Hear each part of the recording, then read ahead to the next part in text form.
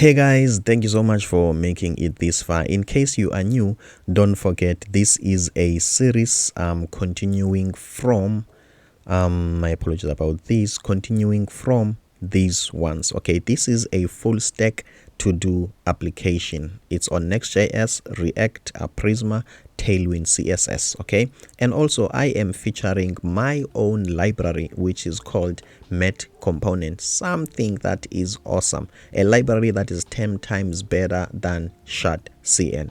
Believe me, it's 10 times better. Check here what I've done with this component library. Makes it easier, it makes your life easier. Let's continue. Let me tell you what we are going to do here. Okay, so we are using Prisma. This is a full stack. We are able to save things into the database. So let's create a documentation. So this is the registration. So let's say here let's type student. Okay, and then let's say the email is YouTube. Okay, and the password, let's say it's 3. Okay, and then now obviously we want you to put your profile. Okay, you will see we've got an avatar as well when you are registered. Okay, when you are in the home of the application, so you can choose any profile. Let's say this is the lady. Okay, let's just give this lady's name as Lizzie. Okay, I'm not sure if Lizzie has a double Z or what. Okay, but let's just use one Z. Okay, so as you can see, we can change even the email, and the password is 1. Okay, so this UI, guys, okay, this registration UI, it's very simple, it's easy to use. I have done it with my own library that I'm creating, Met Component. Okay, so don't worry much about how beautiful it is. Okay, so when we are done with this, okay, also remember we can also validate. If you click here, as you can see, guys, it's telling you that these are needed. As you can see, guys, also this icon changes. It's telling you that there is something wrong. As soon as you change it, okay, as you can see, it's telling you that you are good to go. If you like this, don't forget, just go here and install the Met component, and also watch these so that you can see how to use it. Let's continue, guys. So we are going to save this to a database. Our database, it's a XAMPP database. Okay, and then in order to save this image, we've got an endpoint, guys. Okay, we've got an endpoint which is a PHP endpoint. If you want to get the source code to that PHP endpoint specifically, okay, please check the link in the description below. You will be taken to my Substack, and once you join my newsletter, you will receive a list, okay, of files, all the source code from coded UI, which is the Figma files, okay, from this channel of mine. Is a second channel, and also the source code from coded design, okay, React source code. Okay, and then from there you will see there, you will get a list, okay, you will get a file to the a script, a PHP script for saving this data. Why am I telling you this? Check here, guys. Okay, we are going to save this data here. Okay, this is a full stack application. Okay, as you can see, guys, we've got how many students? 3 students, okay, or users. Okay, we are going to add here the third user, and at the same time, guys, remember the password are hashed. Okay, so I'm showing you the best of the best tips and tricks. Okay, so we've got also a file path here. So let's save this student and see if we are going to have a new student here on the database. Okay, let's go back here, guys. Okay, as you can see, let's save Lizzie's details. Okay, when we are done saving Lizzie's details, we are being redirected, okay, to the home page. Okay, in the home page, this avatar will form part of the navigation bar, so it will be here. When you click on this avatar, guys, check here. Okay, you can log out, you can edit the profile, you can do a lot of things. Well, maybe you might ask, Matthew, how did you manage to code this? I didn't code this. Okay, it came with my library. Remember, I said this library is 10 times better than ShadCn, so it comes with the library, with all the integration and more. Okay, so as you can see, guys, so now you might ask, where do we get this information? Okay, this application uses the best technology, the one that you are going to use in the work environment, and that is Obviously, I can't just use abbreviations without telling you what it means. It's JSON Web Token. Check here, guys. Here is it. This is the technology. Okay, it's used even by big companies like Apple. Okay, this is the Apple documentation for the Apple Music API. Check here, guys. They've also got these. Okay, they are using also the JSON Web Token. In case you don't understand this, don't mind, I am going to show you now. Let's get into it. So once the user has logged in, a JSON Web Token is being generated for authorization to make sure that you are the actual user. This is the best of the best. Okay, so how do we know then if a JSON Web Token for this student has been generated? Check here, guys. You just go here and go to inspect, and then you go to your application. In your application, as you can see, okay, under this storage and cookies, this application has generated a token. Here is it. Well, somebody might feel like, Matthew, you are lying to me because this is just a random characters of encrypted string. Obviously, I am not that smart. I cannot decode this, but we can have a proof so that we can be sure that I am teaching you the best of the best. So let's copy this token to show you that it is actually the JSON Web Token. So if we can put this random string here, if what I'm saying is true, we are supposed to see the details of the active user. And remember, according to us, Lizzie is the active user, and here is the email, guys, lizzie@test.com. So let's get here and let's paste it. Check here, guys. Active username, it's Lizzie. Active user email, Lizzie@test. As you can see, guys, everything. And this token has got this issued at, as you can see, and this is the expiration time. Okay, as you can see, guys, does this sound familiar or does it look familiar? Check here, guys. Also, Apple, they are using the JSON Web Token. So this is the creme de la creme of web development. I am Matthew Msingati. I'm the designer, and at the same time I am a developer. I am going to teach you everything that I know. In case you might want to contact me, please feel free to come here. This is my website, and you can give me your name and email. Back to business. So as you can see, guys, once we are done, we are redirected to here. Does this end here? This tutorial cannot be this long unnecessarily. I won't waste your 3 hours of your time. Okay, we are continuing in real life. Okay, in real life, these big companies like LinkedIn, Facebook, and Amazon, they are not saving their own data in the same what can I say, server. Okay, if you are sending this image, you are saving this image, don't think that this image is going to be saved in this database. Okay, in this database. So this means that you've got the file storage sitting somewhere else, maybe on Amazon S3.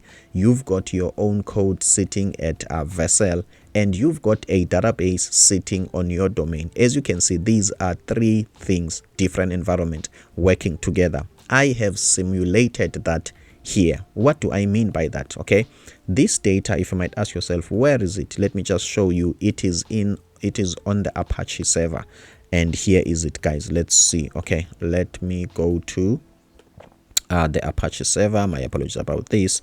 Let's go to XAMPP. Okay, and then let's go to HTTP docs.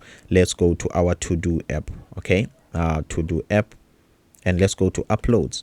Okay, on images, check here, guys, what do we have? Okay, double click. Okay, we have Lizzie here. In case you don't believe, let's just quickly register another student. Okay, let's call this guy Top Dog. Okay, and then the email will be TT. Okay, this guy is a top dog. And then which guy could be the top dog here? Let's check. Okay, I think this guy looks like a top dog, but obviously this image is already there. Let's use a different one. Let me be the top dog, guys. Why not? Okay, as you can see, guys. Okay, let me be the top dog, and then let's look at the folder here, guys. Okay, I want you to see it live when this is being saved. Okay, on a different server. Okay, it doesn't break, it works perfect. Check here, guys. Okay, check here. Okay, let's register. Done. Boom. Here is it, guys. Okay, with a new file name, as you can see, guys. Okay, we are using UUID to generate this file name, guys. This is the best of the best. Believe me, I am sharing tons and tons and tons of knowledge. I am not just showing you the code and expect you to create something that you don't understand. This course is the creme de la creme. I'm really getting into details, into my complexity. At the same time, I am showing you how am I building the library, giving you advanced Typescript tips and tricks. Let's just jump straight into it. Hey guys, what's up and welcome. Thank you so much for clicking this video. I appreciate that. Let's continue with our own series. Well, I forgot to introduce myself. I am Matthew Msengati. I'm the designer and at the same time I'm a developer, and that makes me the hybrid, the best of both worlds. So as you can see, we've got our registration form here created using Met components. Okay, so what am I planning to do in this video? First of all, let me just give you a tip. It is very important as a developer to associate or directly link solutions to existing problems. What makes our learning a little bit more difficult, or what can I say, not productive or useful, is to learn features that you don't really care about, okay, or to learn solutions or techniques that you don't know when and how you are going to use them. Okay, so that's why I'm taking this way of teaching, revealing some problems and also the possible solutions, knowing very well that my solutions are not like, what can I say, all that is. Okay, there's a lot of way to solve problems. Okay, I don't want to use the example of killing a cat. There are more than way of killing a cat, you know. Here at Coded Design, we don't kill anything. We don't really believe in the idea of killing anyway. Okay, we are producing and we are giving birth to new ideas. Okay guys, let's continue.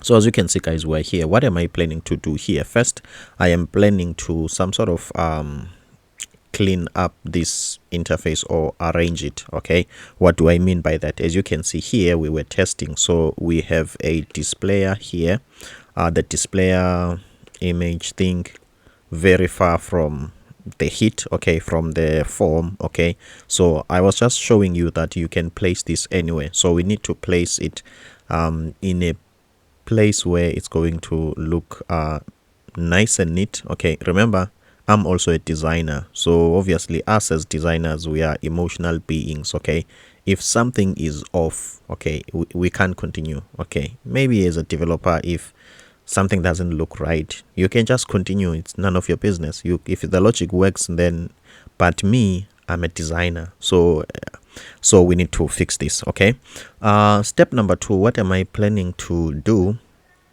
I think I am planning, when the user is registered, I think we need to redirect the user to a different page, right? Yes, meaning that we need to have some sort of a dashboard page. Okay, the actual page that the user is going to use, what can I say, that will serve as the main application. Okay, you know that logging in and registration is not the application. Okay, it's not the fun part.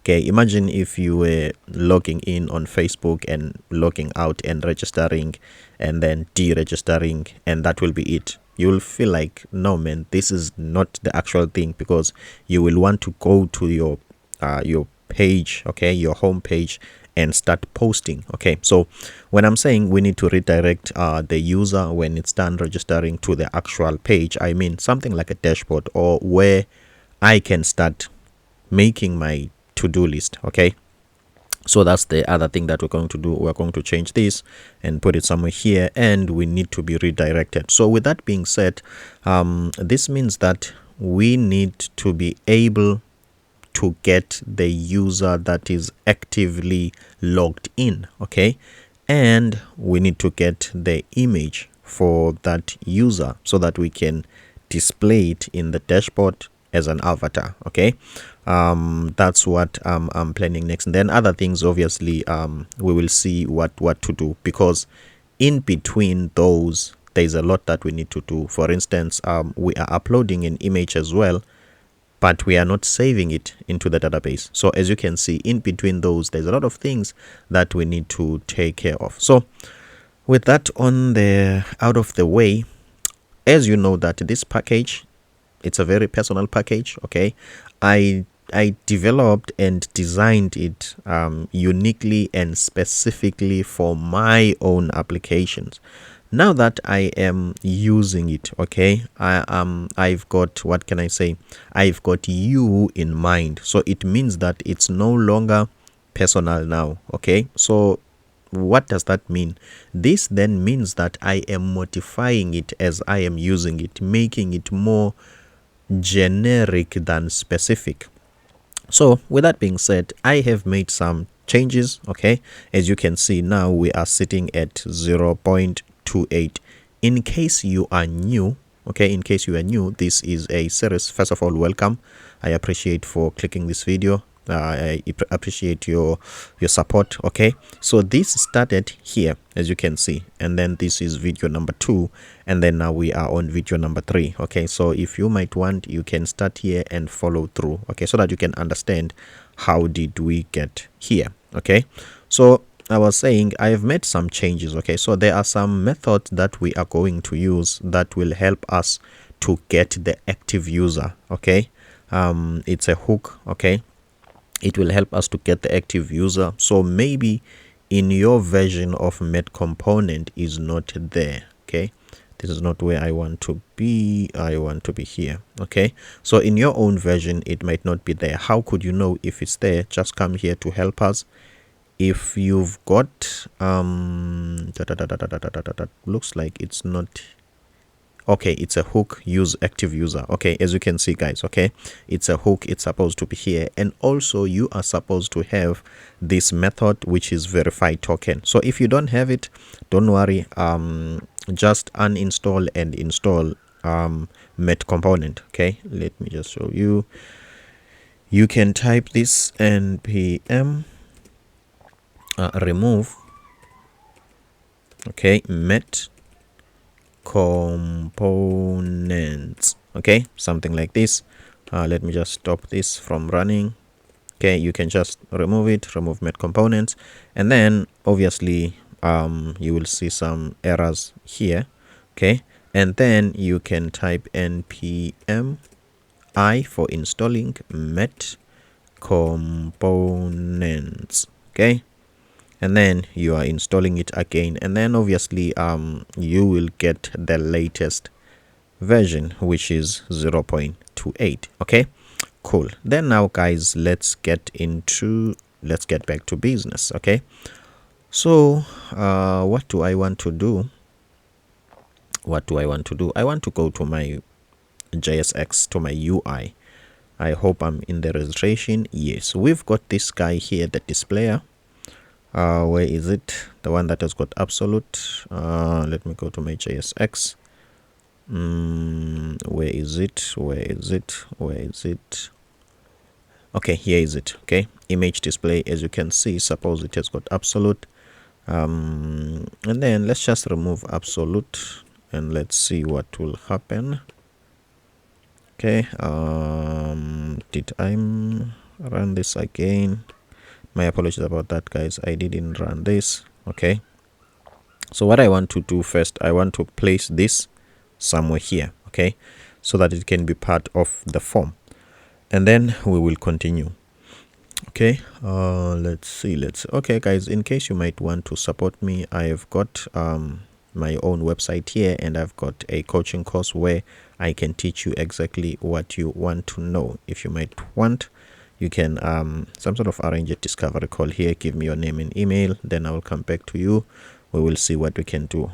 Okay, and then you can come here. I've got coded UI where I teach you Figma. Okay, remember, I'm a designer as well. Okay, so with that being said, guys, let's continue. Let's check here and let's refresh. I'm hoping now the server has started successfully. Okay, don't mind about these failed what. Don't really mind about those. Okay, or else let's just wait for this. This is delaying me. Okay, and also guys, don't forget I've got these two courses. Okay, this one, React Advanced Component Composition, and Next.js ShadCn UI with TypeScript. Okay, you can come here and buy one of these courses. As you can see guys, now this is here. Let me just put an image there. Okay, as you can see guys, this is now here. So what I want to do, let's make it relative. Let's make this relative, and the top is equal to 20 and the left is equal to 20. As you can see now, it's starting to move. I'm happy with that, but it looks like it's behind. Okay, so can't I set the Z index of it?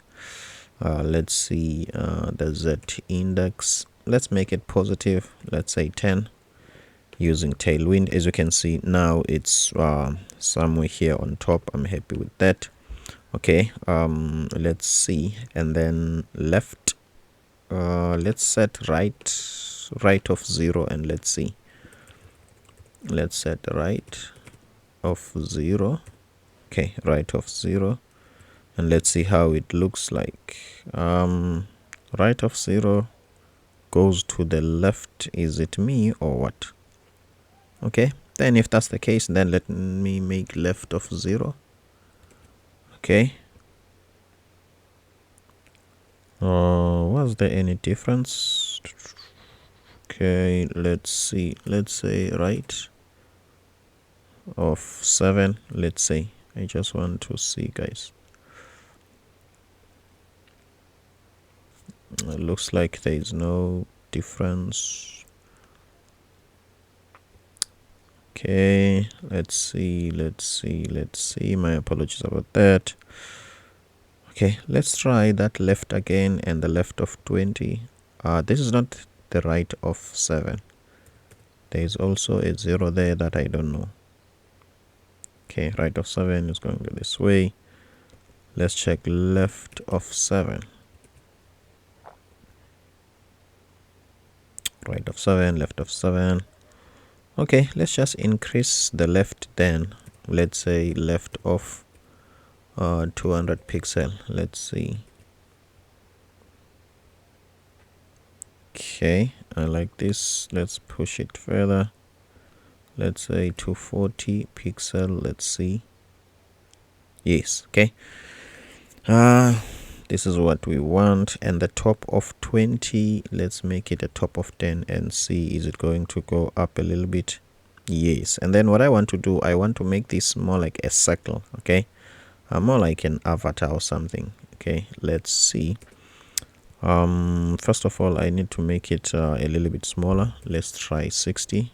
Okay, 100 is too much. And then let's make it rounded off full. Okay, rounded full.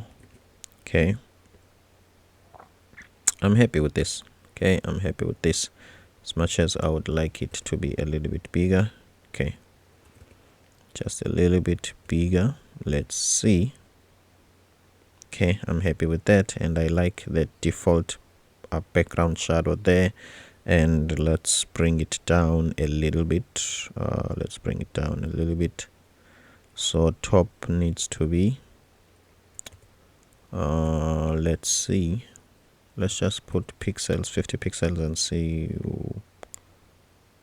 Okay guys, I'm happy with this.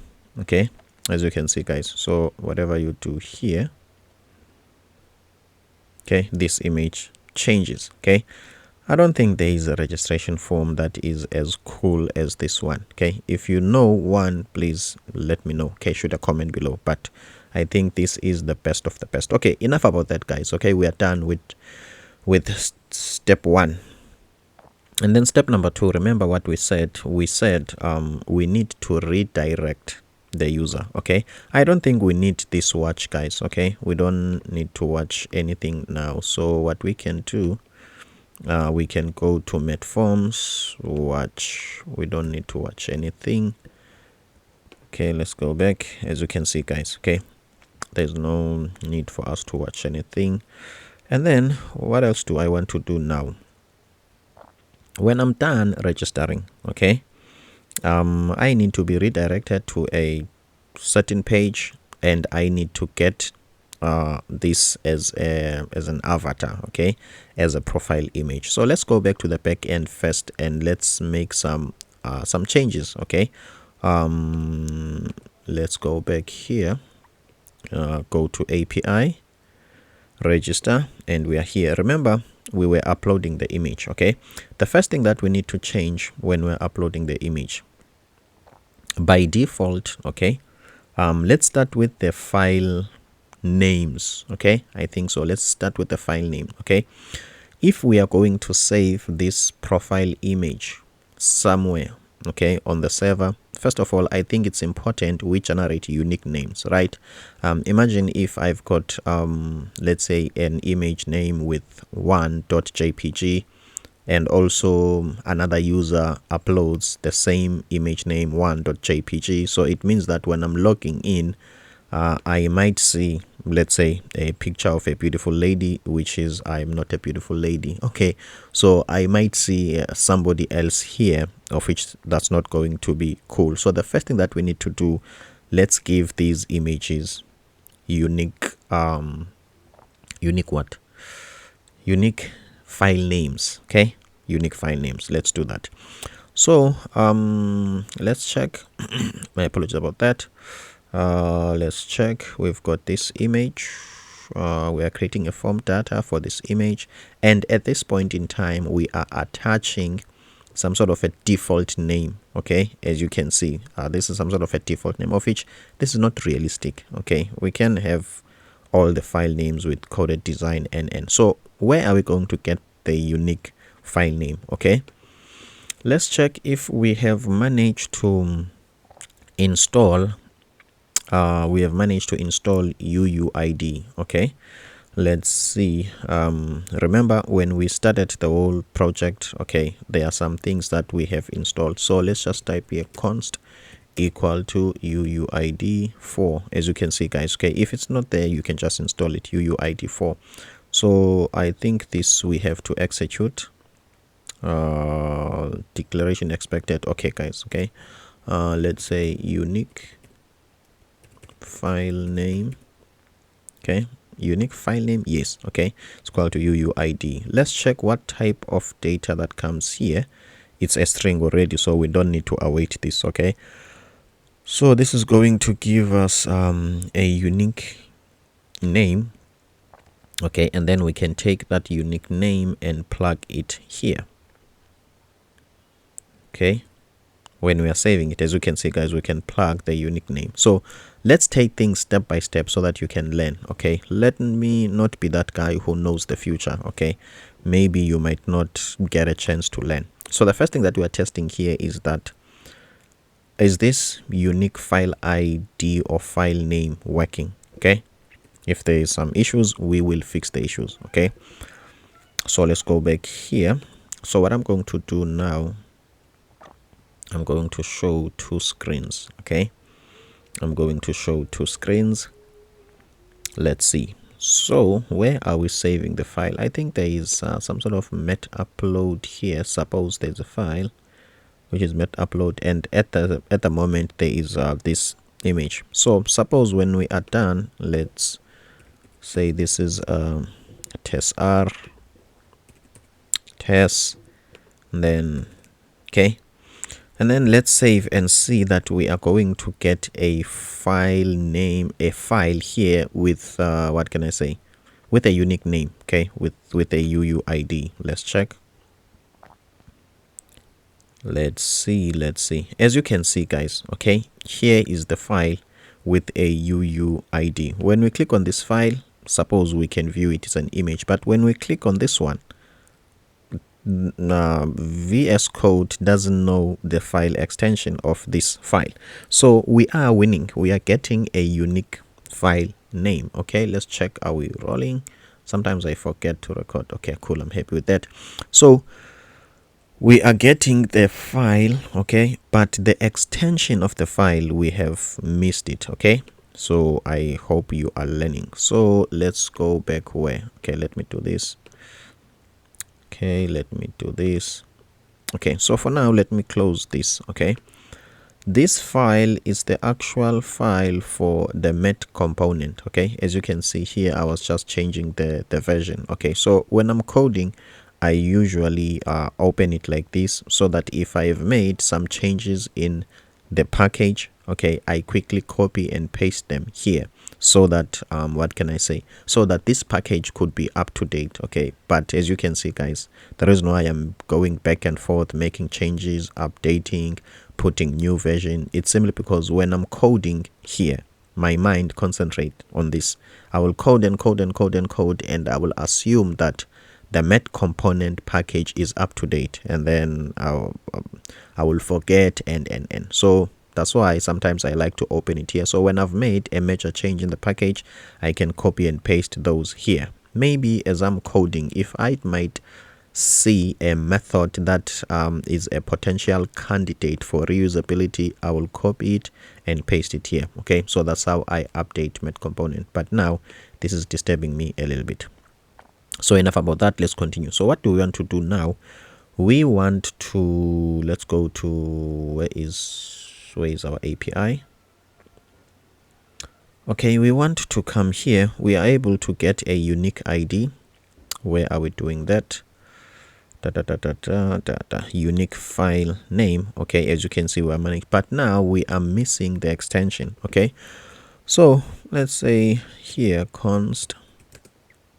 Okay, we know that it's an image, so is this going to be, let's say, file extension, the word file, or let's be specific, guys, we don't have to be general unnecessarily. This is expecting an image and an image only, not a file. Okay, so unique file, let's say unique image name. Okay, and then here we are going to say image extension. Extension, I think it's SION equal to, let's just, okay, so let me just quickly fix the mic. It's disturbing me a little bit, so I can't type well. My apologies about that. Okay, it's caught, it's on the way, so it's disturbing me. Now it's out of the way. Okay, let's test and see. Now let's continue, guys. So let's copy this image name. Okay, let's put it here. Happy with that. So now, guys, we want the image extension. Okay, where are we getting the image? We are getting the image from here as a file. So if we want the name, we can take this and click here dot name. Okay, that means we've got the name. Okay, what we can do as well, that name, we can split it. Okay, we can split it. Let's say we can split it. Okay, using the dot. Okay, because every file name will always have a dot, and then it will have what can I say, and then dot extension. Okay, dot webp dot jpg. So we are splitting this. So for now, let's assume that our file name doesn't have a dot except on dot extension. So when we are splitting this, let's check the file extension. After we split it, it becomes an array.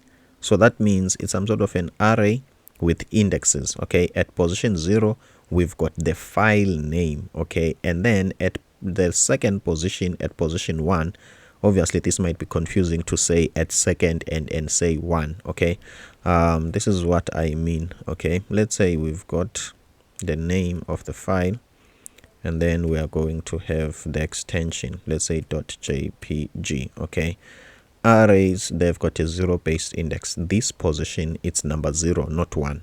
Okay, so here, this one, it's position 1. Okay, we're starting from 0, so that's why I'm saying on the second place we've got position 1. Okay, so after this we are going to get an array like this. Okay, so we want to be here. Okay, we want this, so that as a maybe this. Okay, we want this as the extension.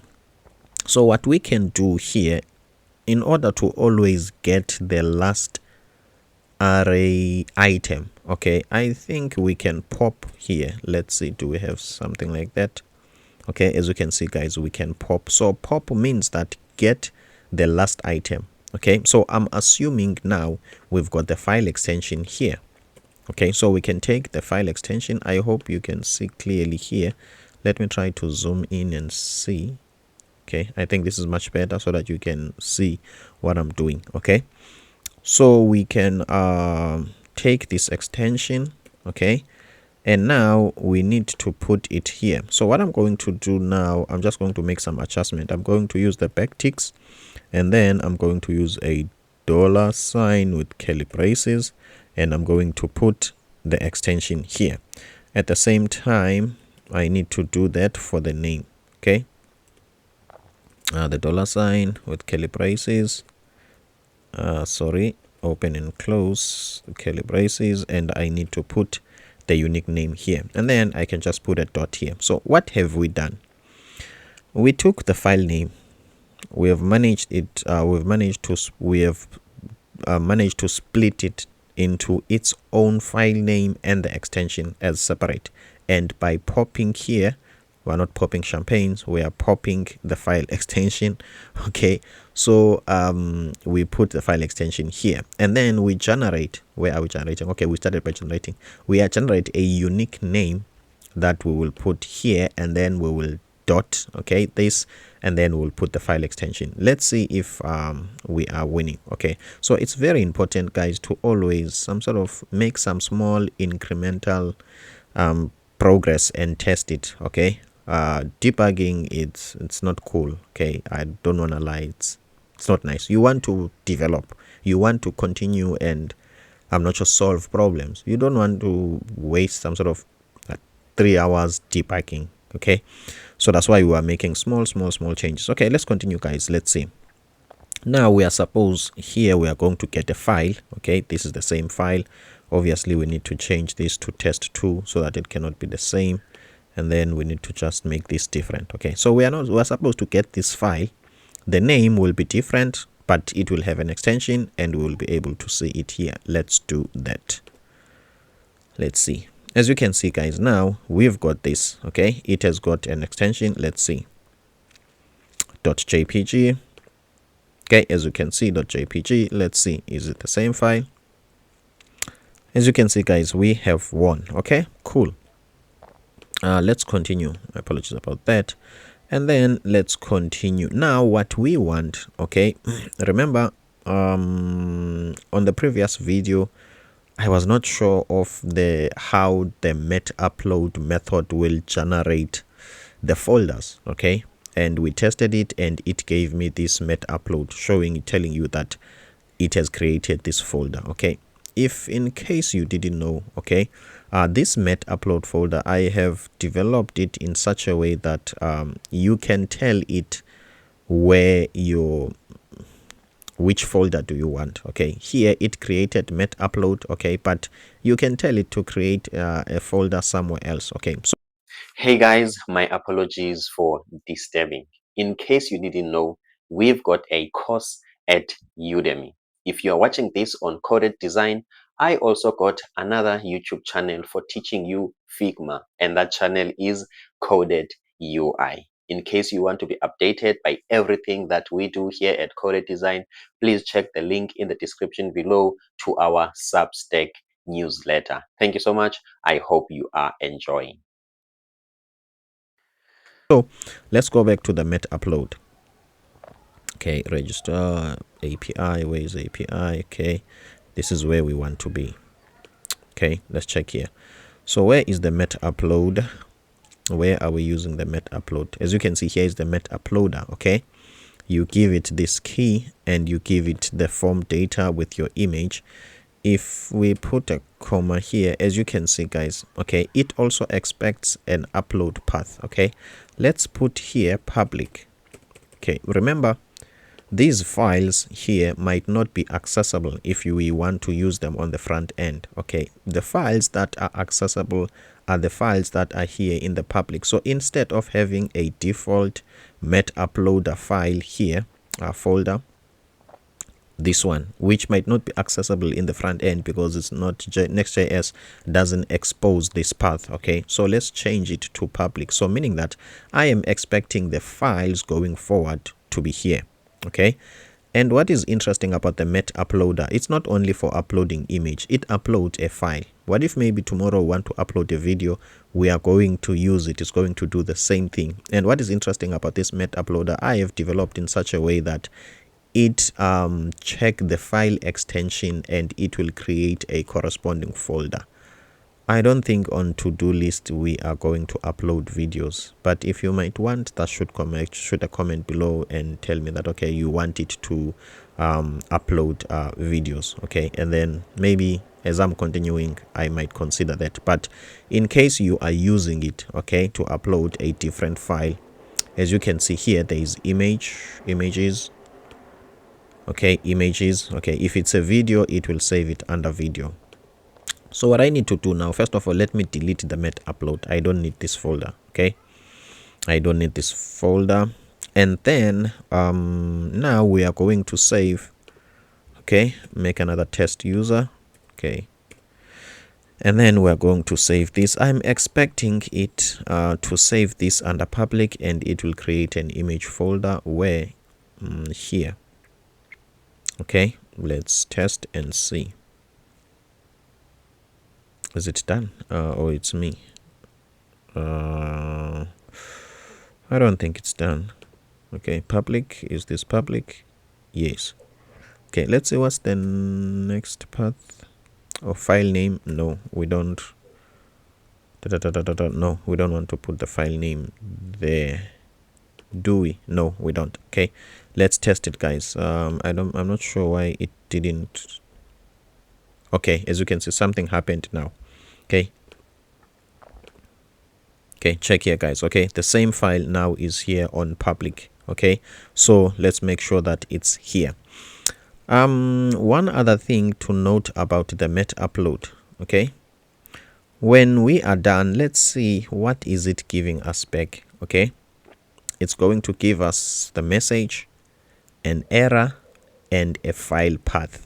Okay, so a file path, it's some sort of where are we going to get the file so that we can save it in a database, so that when we want the path to that file, so that we can get it. Okay, so what I'm going to do now, I don't really what can I say, I don't really want to say, oh, let's test, guys. Okay, let's test. Okay, it won't head to test. So what am I going to do?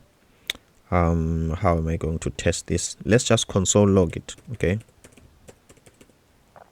let's just console log it. Okay, even if we can have many users, I will delete them if I don't want them. Okay, I was just afraid to have a lot of funny names and users, but this is not real life. So if I don't want these users, I can delete them. So let's continue, guys. Nope, this is not what I want. I wanted to save this file. Okay, cool. So what I'm going to do, I'm going to console log the response of the Met uploader. Okay, so that we can see what's there. Okay, let's see. So now let's watch let's see. Okay, let's watch this, and we must look for this response. Okay, so let's just change this for testing.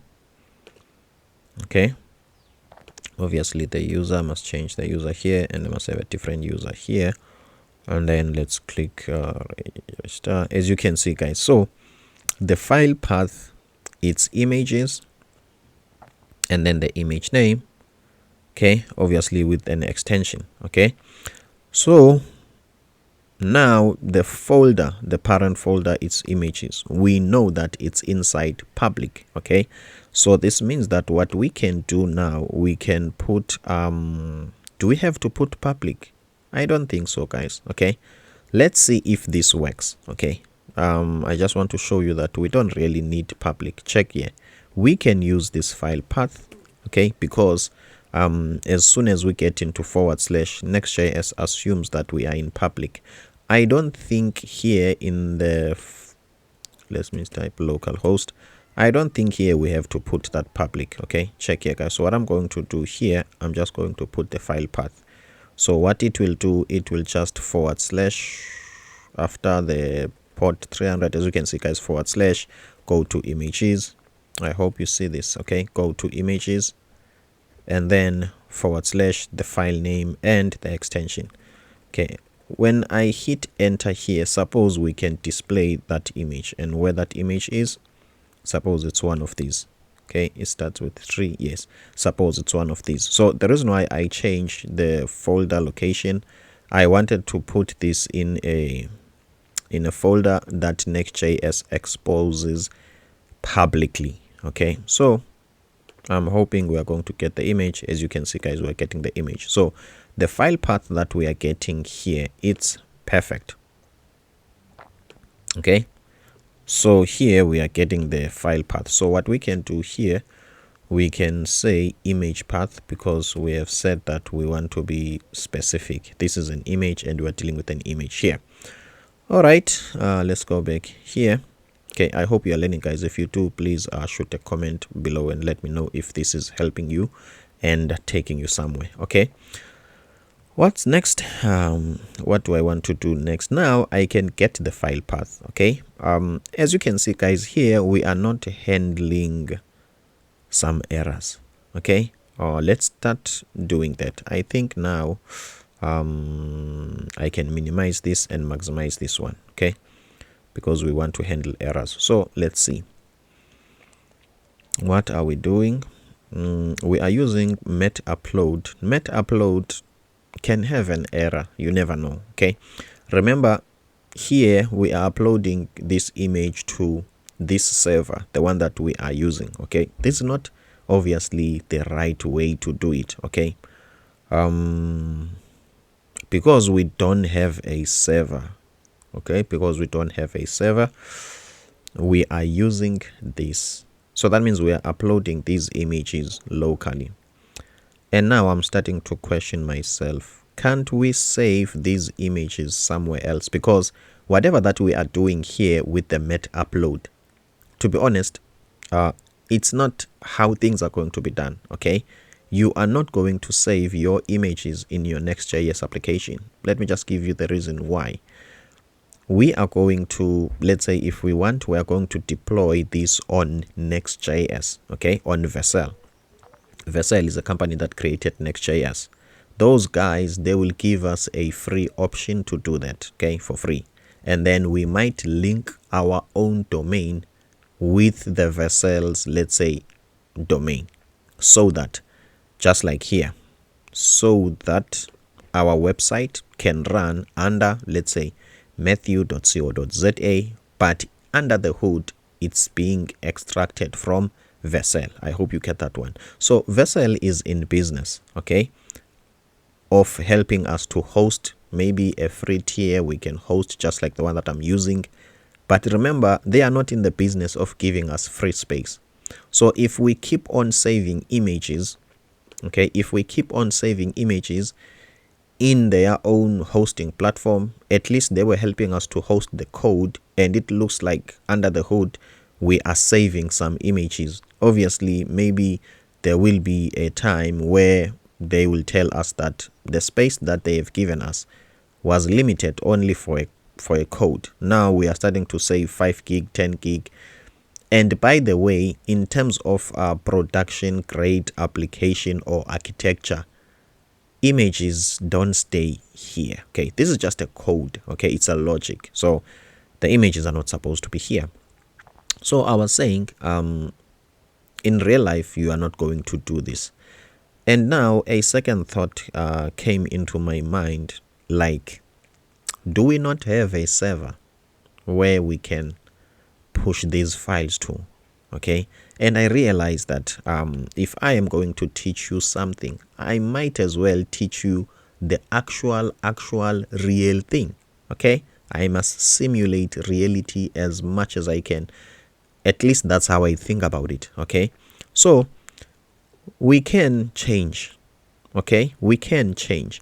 Instead of saving this using a met uploader, okay, which is some sort of a sample function for testing and learning to help you to understand uploading, and it uploads locally, we can also save things to a different server.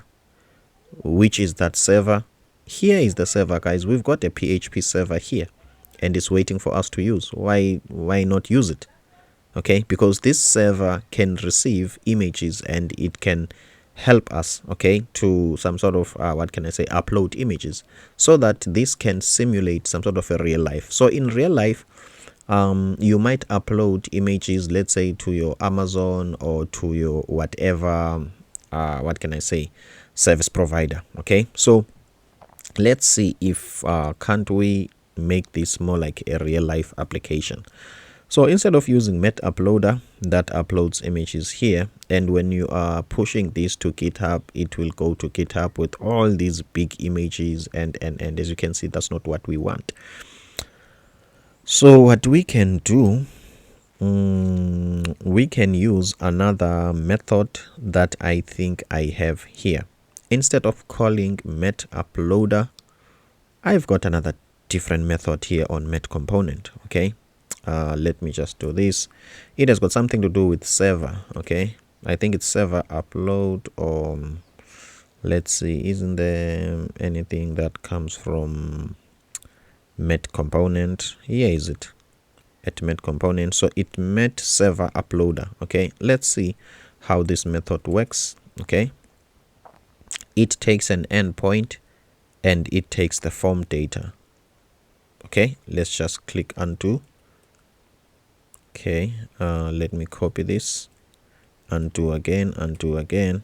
Then instead of using a Met Uploader, then we are going to use Met Server Uploader, and then I need to some sort of import it, okay, from Met Component. Okay, obviously this takes an endpoint as a string and it doesn't really takes the folder. Okay, so as you can see, guys, okay, so we have awaited this and it's going to give us a response. Okay, so this one, it's going to give us let's see, it's going to give us a success and response. Okay, this doesn't look like a file path. Okay, so meaning that here my typing, okay, I don't think it's helping me as a developer. Okay, maybe we are going to change it together, and as soon as we are done with that, we need to update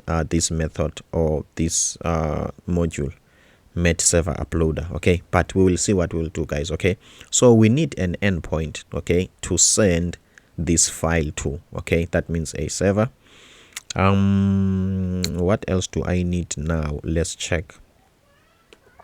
We have a server that is already running. Let's just type localhost. Localhost what? / my PHP, or let me just type here my PHP. Don't I have what can I say? Don't I have localhost? Here is it. Okay, my PHP admin. Let's click any of these. Okay, as you can see, guys, so in your own URL bar, you can type this one, localhost, and then / php my admin. Okay, it will take you to the same place. Okay, so this is a PHP server, so it acts like a real server. Okay, so it can using PHP, it can receive request with form data and it can save files. Okay, this is the database side of it. Okay, my apologies about that. If you're already here, not a problem. Okay, I didn't mean to come here. Okay, where I want to go to, let's see, guys. Okay, let's see, I want to go to, where did I save my own XAMPP? Maybe, let's see, because I also want to help you where you are to get this right. Isn't there, where is XAMPP? Okay, can't we put open file location here so that you can also, okay, opening file location is not going to take us there. I'm assuming on your computer you have installed it under C drive. Okay, I'm assuming under C drive, but to me it looks like I have installed it here under this drive D, and let me press X. Here is it, XAMPP. Okay. And then here I will need htdocs, I believe. Yes. So meaning that this is some sort of the file storage of this server. Okay. And then what we want to do here, we want to create a folder. And the name of this folder is going to be to do. Let's just say app. Okay. And then in this to do app folder, what can we do? We are going to go to ChatGPT. Okay. That's what we will do now. What are we going to do on ChatGPT? ChatGPT will give us a code snippet, a PHP code snippet to upload, to create a PHP endpoint that will receive a file image, and then it will receive a file image, and then it will upload it. Okay, you will see. Okay, please generate a PHP endpoint. Please generate a PHP endpoint to accept a file from the UI, okay, a file from the UI or from the front end. Okay, a file from the front end, and save it in a folder called uploads. Okay, uploads, and create a subfolder according to the file extension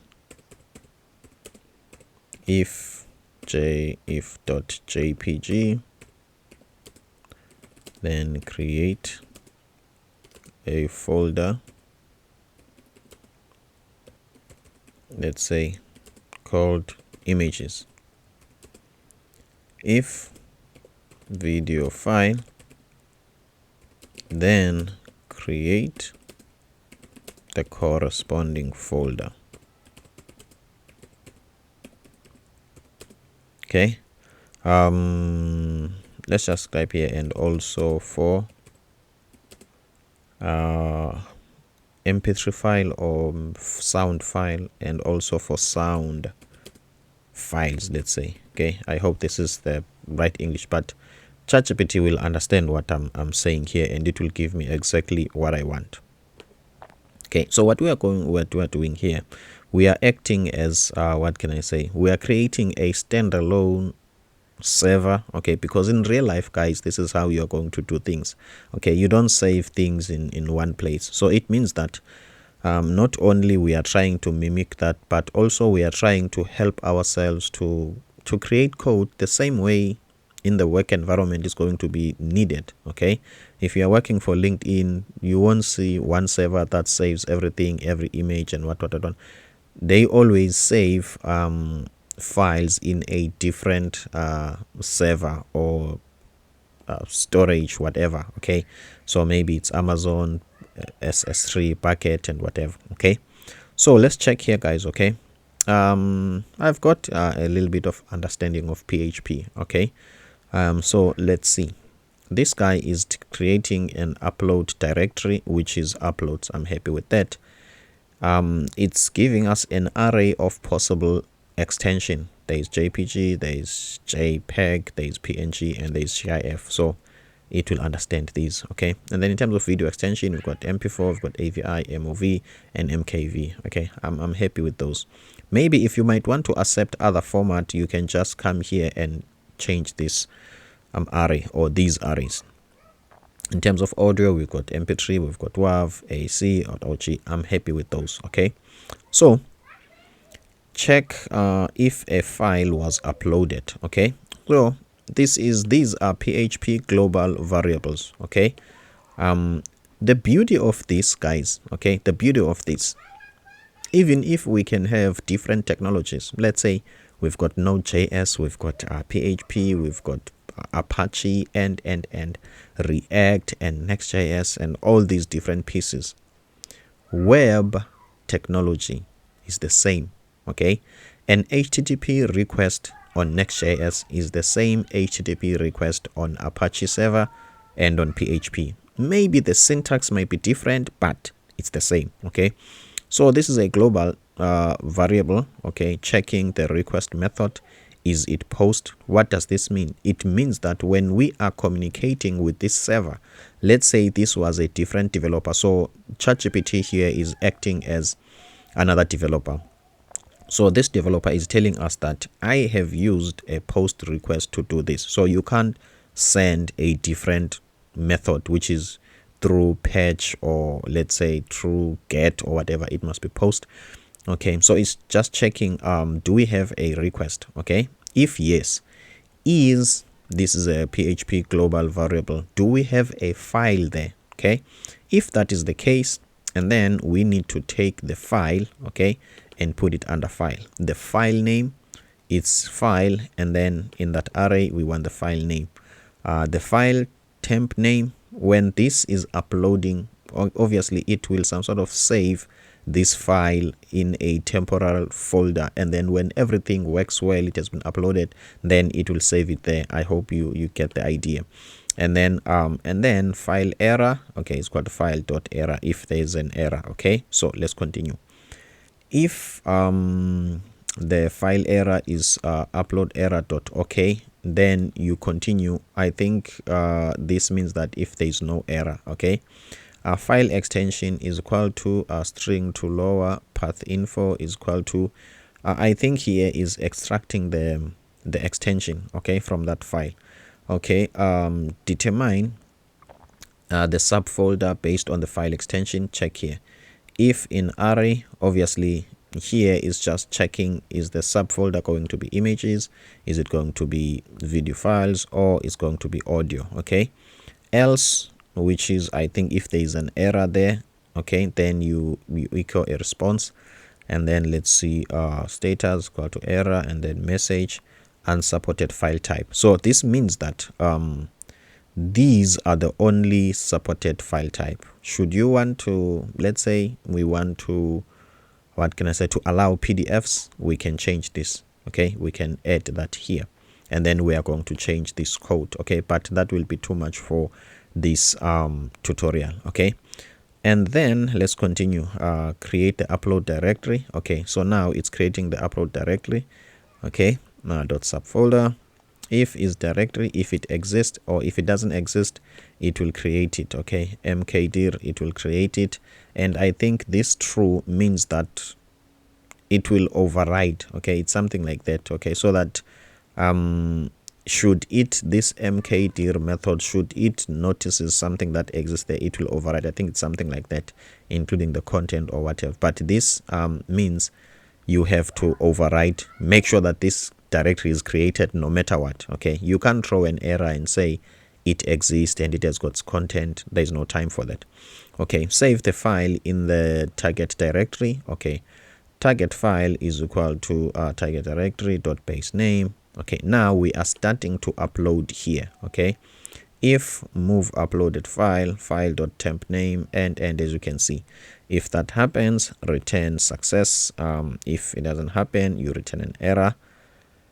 And I think that is it. Okay, I am happy that we have chosen this path. I am happy that we have chosen this path because it really, what can I say? It really take everything that I have told you in these videos about understanding the back end, okay, more especially the communication. Remember, I told you that back end is very tricky. Okay, this PHP back end might not detect where is ChatGPT, might not detect the file that we are trying to send, depending on our own knowledge. Okay, so maybe we might also change this. Okay, but I'm not going to modify this beforehand. I want you to see the errors before I make changes. Okay, so let's continue. I'm happy with this. Okay, even though it's a bit lengthier than I thought. Maybe it's because of these options for the folders and what. Okay, so now I'm thinking, when I'm done with this, how am I going to supply you with it? Okay, how am I going to supply you with it? Okay, cool. I've got a Substack. Okay, in this video you must check the link in the description below, okay, and subscribe to my Substack. When you subscribe to my Substack newsletter, automatically you will get a list of coded design source codes, okay, coded design source codes, okay, and also coded UI Figma file. In that list, this file, where is it? Okay, this file will be there. Okay, maybe if you are somebody who can pause and type this, that's not a problem. Okay, you can do that. Okay, when I've copied and pasted this on Visual Studio Code, you will see everything including this. Okay, maybe you can copy and paste, but if you want the file as it is, remember, after we've copied this, we're still going to edit it. Okay, because we need to configure it in such a way that it's what we want. Okay, in real life this will mean ChatGPT, it's a different developer and you guys need to communicate, okay, so that you can understand what he has done here. Okay, because based on what he has done in the server configuration, you might win, you might not win as a front-end developer. Okay, so I've got a Substack newsletter. Please check the link in the description below and subscribe there, and then from there you are going to receive a list. In that list, the last item, I'm assuming that maybe if you are from the future, obviously it might not be the last item, but I am going to name it as some sort of PHP upload. Okay, it will have something to do with PHP, and in bracket the file extension is going to be a PHP file. But believe me, if you look at that list, you won't be confused. You will see this file, and then when you click that link, it will you will download this file. Okay, so I hope you understand this. So let's copy this. Okay, let's copy this, and let's create a new file here. Let me see, is there a PHP? Create a new file. Let's see, file type. Let me type PHP, but I'm not sure if it's going to do that. Okay, is it asking me to save it? I think so. So if it's asking me, am I creating or opening? Let's see. New. Yes, so I'm creating a new file, and then let's make it a text for now. Okay, to make our life simpler, please select a language. Yes, and then I think I can select PHP. Okay, cool. So, and then let me paste first what I got from ChatGPT, and then paste it here. Okay, and let's save this. Where are we going to save it? We're going to save it here. Okay, we're going to save it here. So let me click here, file, save as, and then I'm going to put that location. In your case, you will just have to locate where is your XAMPP, and then htdocs, and then this is the what can I say, the folder. And then let me hit enter here first, so that make sure that I'm inside this folder, and then I'm going to name this as index. Okay, meaning that as soon as I hit this endpoint, automatically this script will be executed. If you name it something else, you will need, in your own endpoint, you will need to say / and put that file name .php, but for simplicity, just make it index. Okay, so as you can see, guys, now we've got this. Okay, I think in one of these videos I introduced you to Postman. Okay, now we are doing bigger things. Okay, so API, it's some sort of a different discipline or backend. Okay, it's some sort of a different discipline. It has got its own tools and techniques and a certain way of thinking. Okay, we need to first, not with coding. Okay, remember here we've got, what can I say, we've got a lot in our plate. This is a lot to deal with. Okay, so when we are testing that endpoint, we cannot use this code, guys. Why? A lot can go wrong. Okay, as you can see, we're still having some errors that we have not fixed here. So imagine now involving a back end and also testing that while testing this, it becomes a problem. So there are some tools for testing some APIs. For instance, we've got Postman. Okay, so Postman helps us to test the APIs. So we are going to test this file. Where is it? This file using Postman. When it works well, then we will come back and continue and be busy with what we are doing. So what's the advantage? When we come back here, we know that the API is working. If there's an error, it's our fault. Okay, instead of getting confused, you are not sure if is it you, is it your JavaScript code, is it Node.js. I hope you get that. So you can download Postman. I think I'm using also a free version. Download it on your computer and come back here. So what is the endpoint, okay, that we need to point to? I think it's going to be, let's go back here. Where do we get this? Okay, you see here, and then we need to change this and type the to do app. Okay, when we click here, suppose it will execute the script that we have put there, and suppose it shows us an error. Okay, as you can see, status error message, no file uploaded. Is that true? Yes. Okay, so let's copy this endpoint because we know it's working. Come to Postman. Okay, this way of doing things, where is it? Where is that error? This way. Okay, this way automatically sends a get request, okay, not a post request. So as much as it's showing us some errors, but it was not going to work anyway. So okay guys, my apologies, I need to attend a knock. Okay, my apologies about that. I will be back now. Hey guys, my apologies for disturbing. In case you didn't know, we've got a course at Udemy. If you're watching this on Coded Design, I also got another YouTube channel for teaching you Figma, and that channel is Coded UI. In case you want to be updated by everything that we do here at Coded Design, please check the link in the description below to our Substack newsletter. Thank you so much. I hope you are enjoying. Okay guys, I'm back. My apologies about that.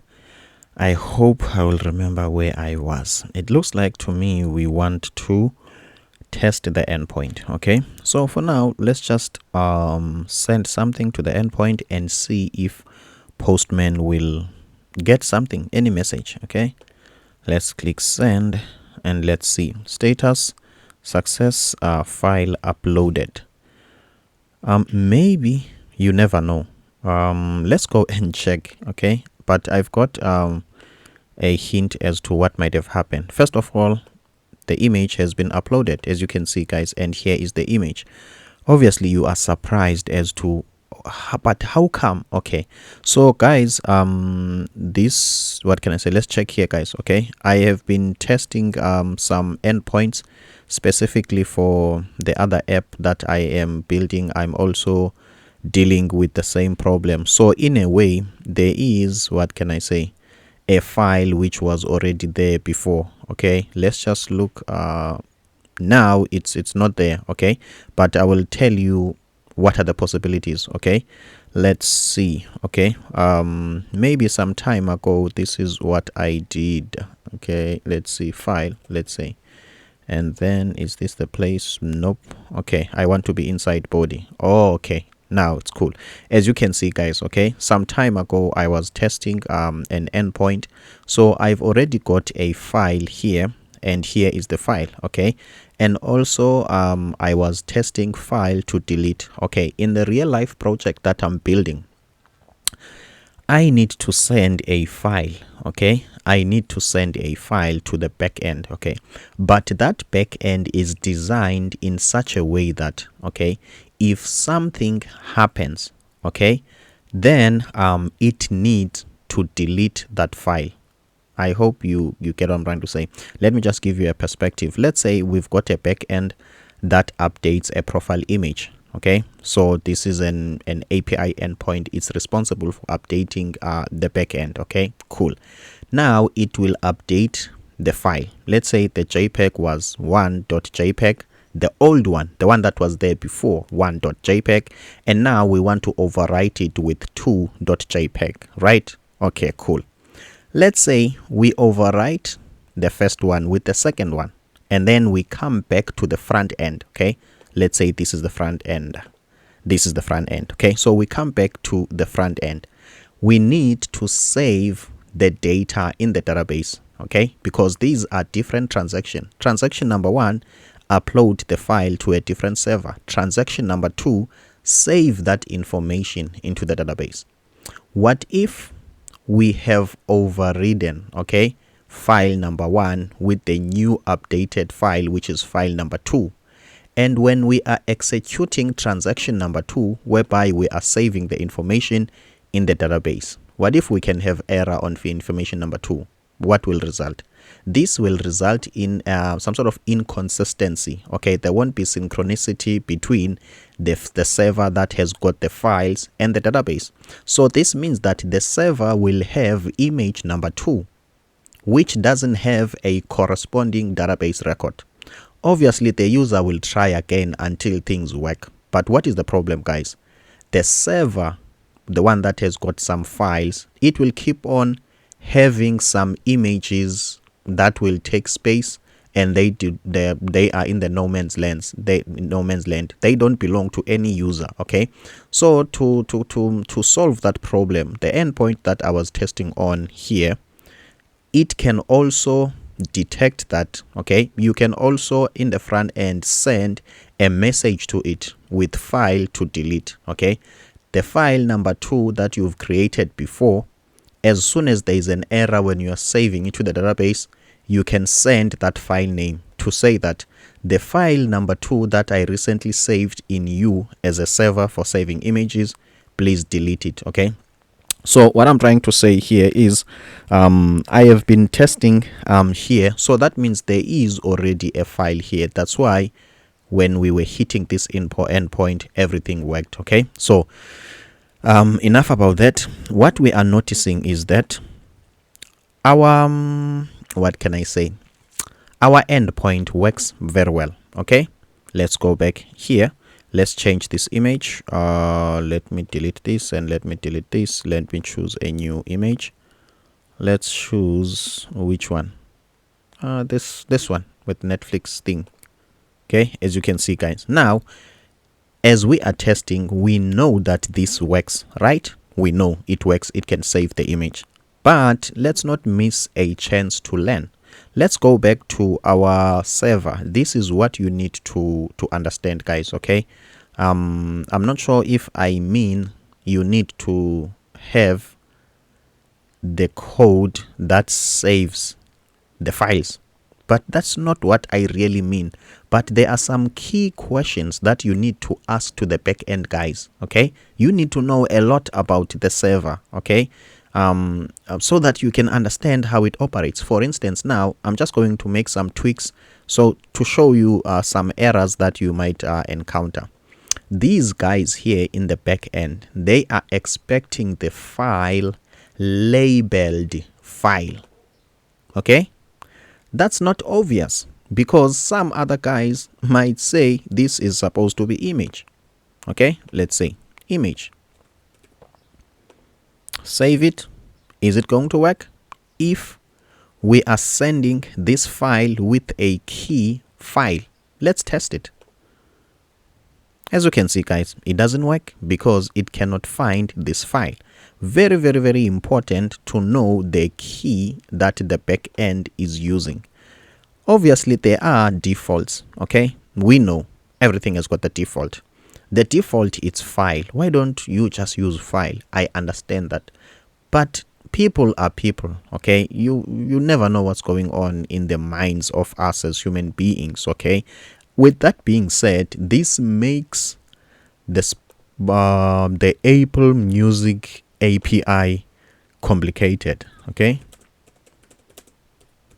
Okay, maybe if you once worked with Apple Music API, it's better Spotify. Okay, when you are dealing with Spotify, things are a little bit this API. Okay, if you want to interact with it and integrate it, yeah, it's quite difficult. Okay, well, since we are already here, remember I have taught you in some of these in one of these the JSON web token, and I told you it's important. Check here, guys. Okay, this is the JSON web token. Okay, so here I was just telling you that number one, as a front-end developer, you need to have an insight as to what's going on in the back end, what might go wrong, and how to solve that problem.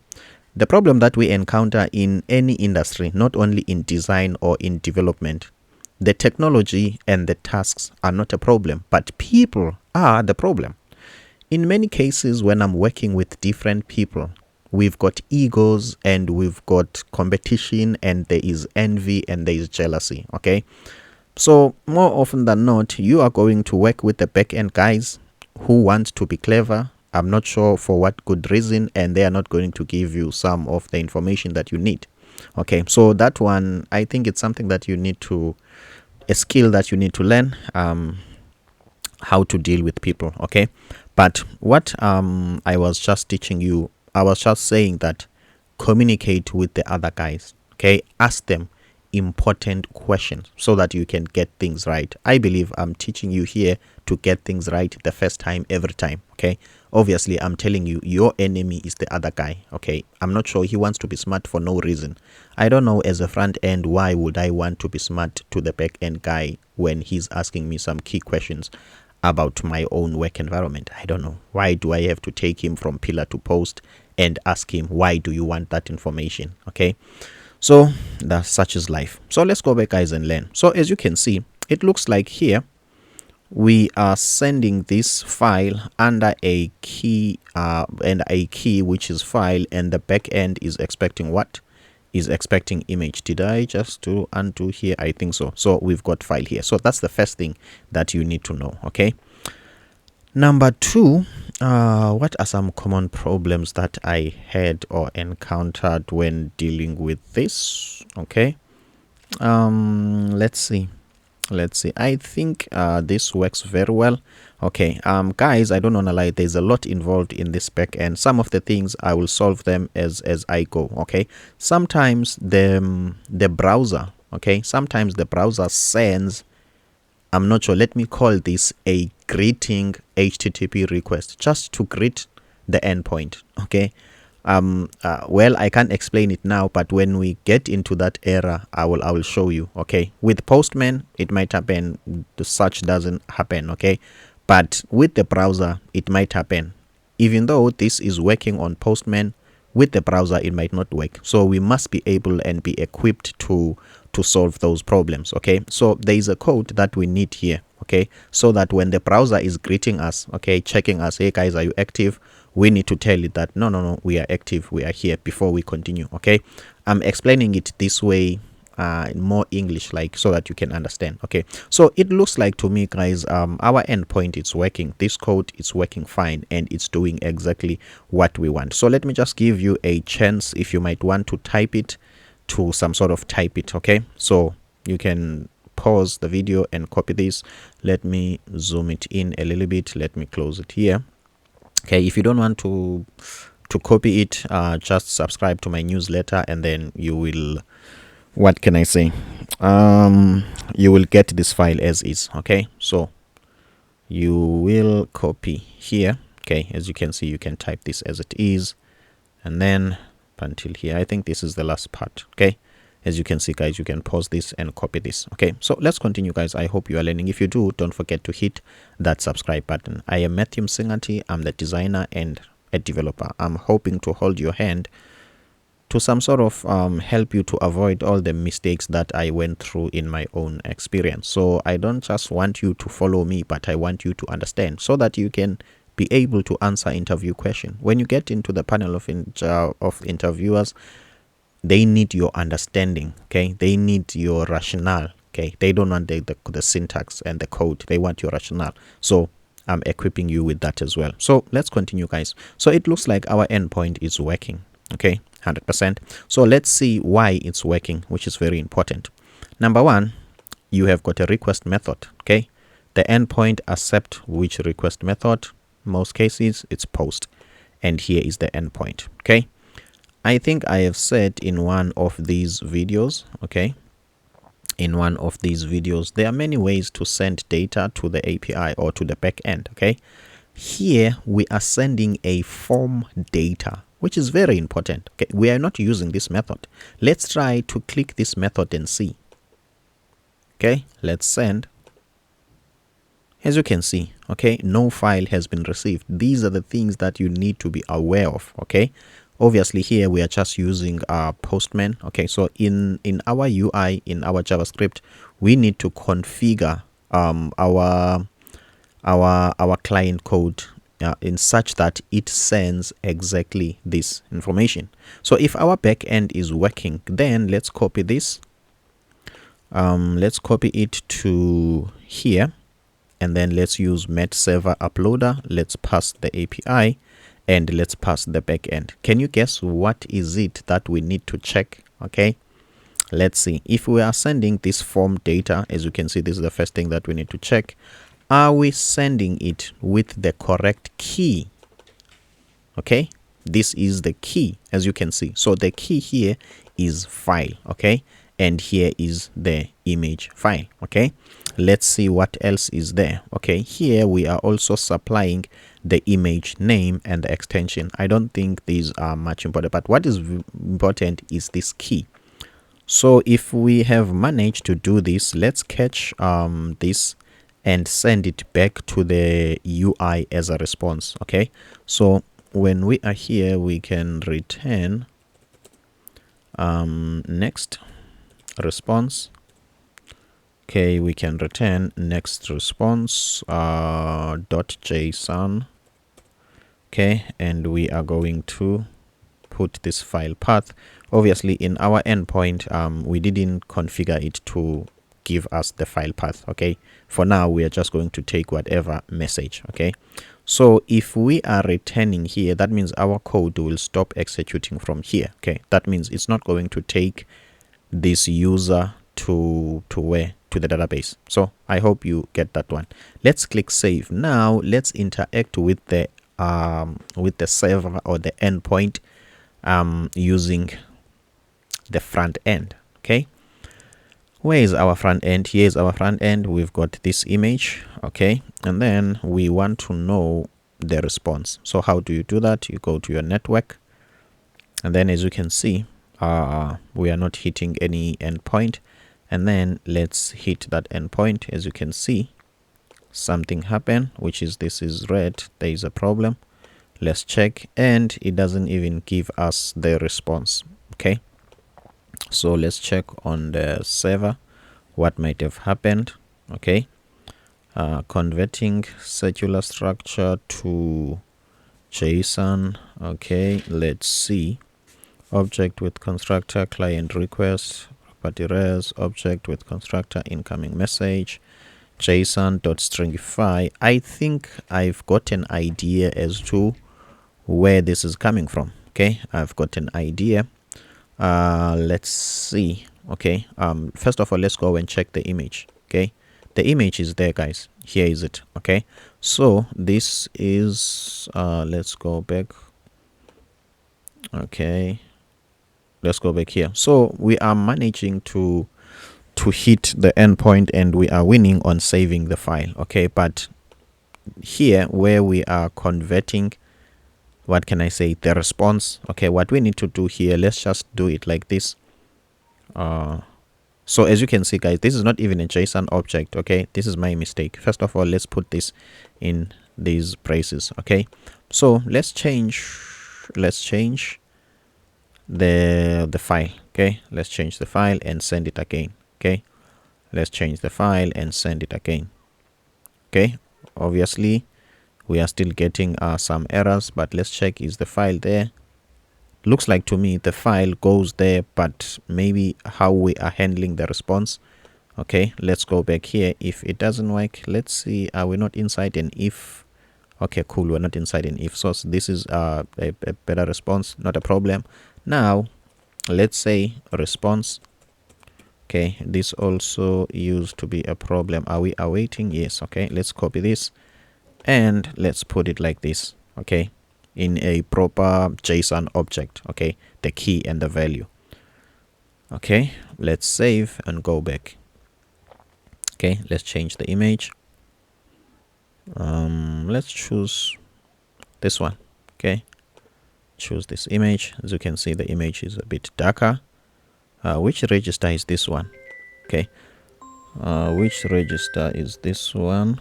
Let's see. Okay, let's register again. Looks like to me we are getting some errors. Okay, this is interesting. The images they are being uploaded, but we've got an error in our response. First of all, in our response, do we get this object which is, let's say, response? Okay, let's go back here, guys, and check. It looks like here we are getting nothing. Okay, it's not like it's this response necessarily, but it looks like something happens where. Okay, so what we need to do now, this way of debugging is not going to take us far. Okay, so what we can do, let's see, where is this? Okay, this one is here, this one is here. Okay, so for now let's just say test. Okay, for now as a response. Okay, testing, whatever. Okay, this is not important, guys. Okay, I just want to see on the response that we can hit this part. So we are going to use the server to debug. Okay, we are going to use the server to debug. Okay, let's quickly check again with constructor client. Let's try to read this. Okay, converting circular structure. Let's go back. Okay, go down. Let's see. Okay, API register 500. Okay, still this is not what can I say, this is not clear enough. Not a problem. Where is the response, the one that is supposed to be the file path? Let's console log it. Okay, let's log the response.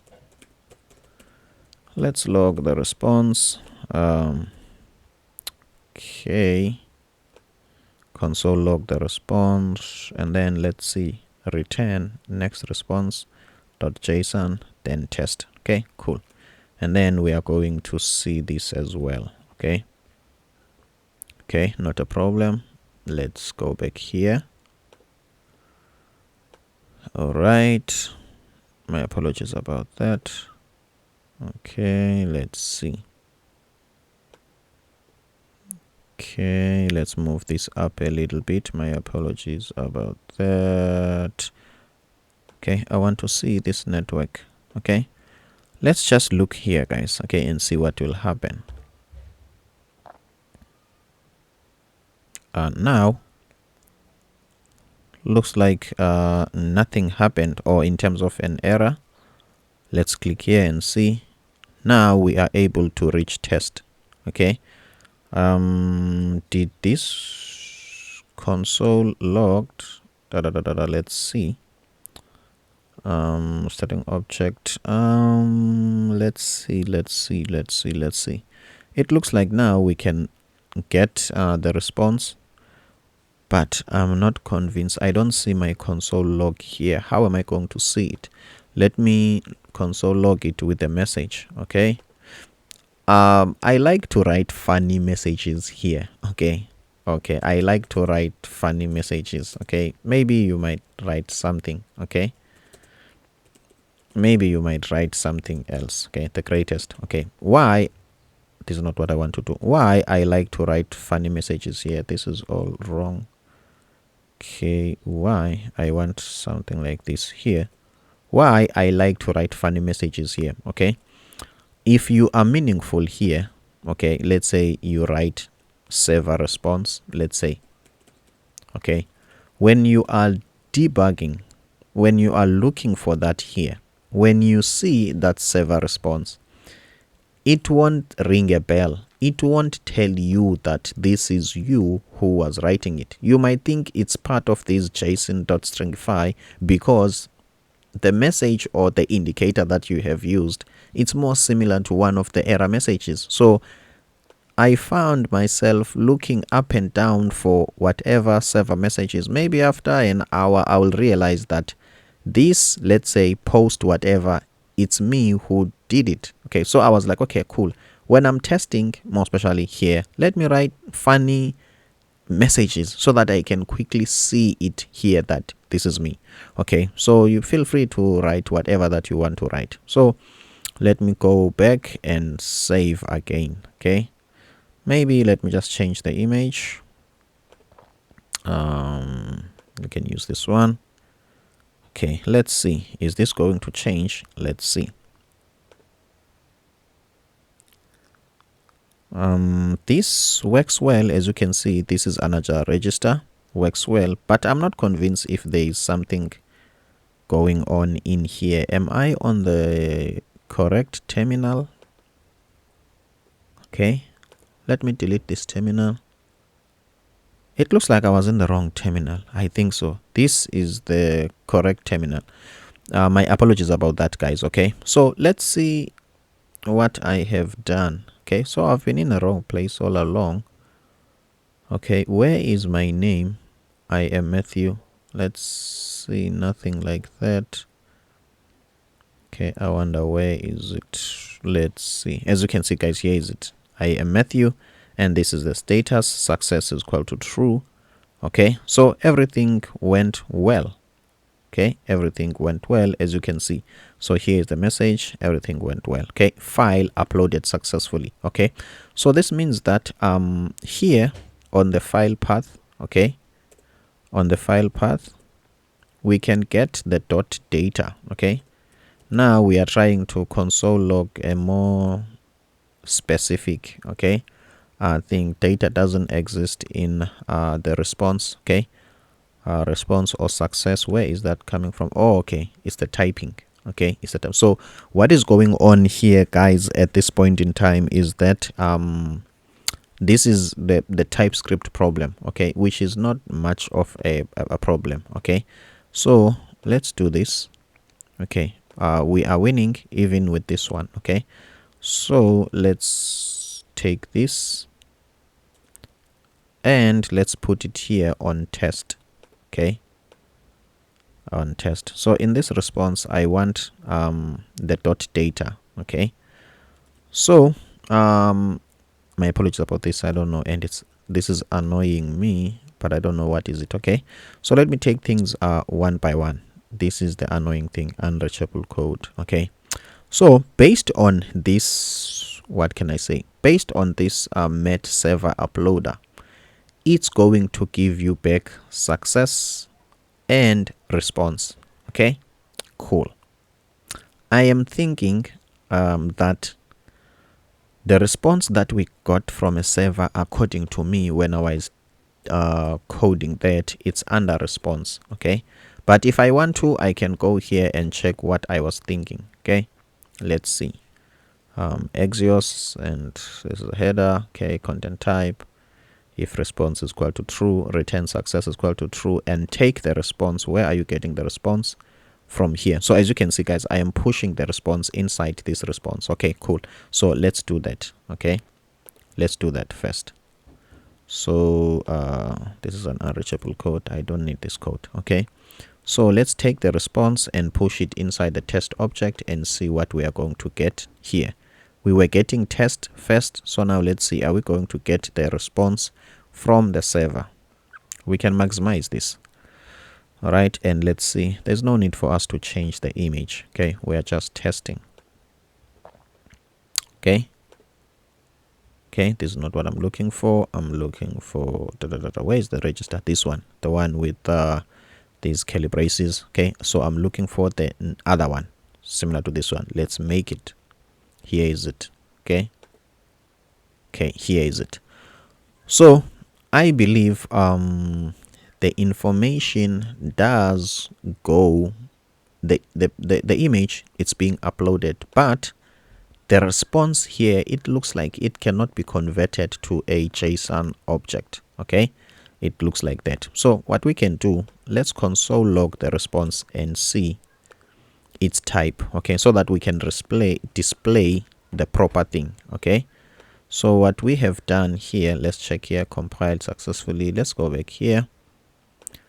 All right, I hope you are learning, guys. This is interesting and fun. I didn't want to do this. Okay, this is what I want. So let me save again. Here is the response. Okay, we've got the status. So inside that response, we've got the status. Okay, and what else do we have? Let's see. Okay, what I want the message. Okay, method post URL from data. I don't want that. Let's go here. Okay, let's go there.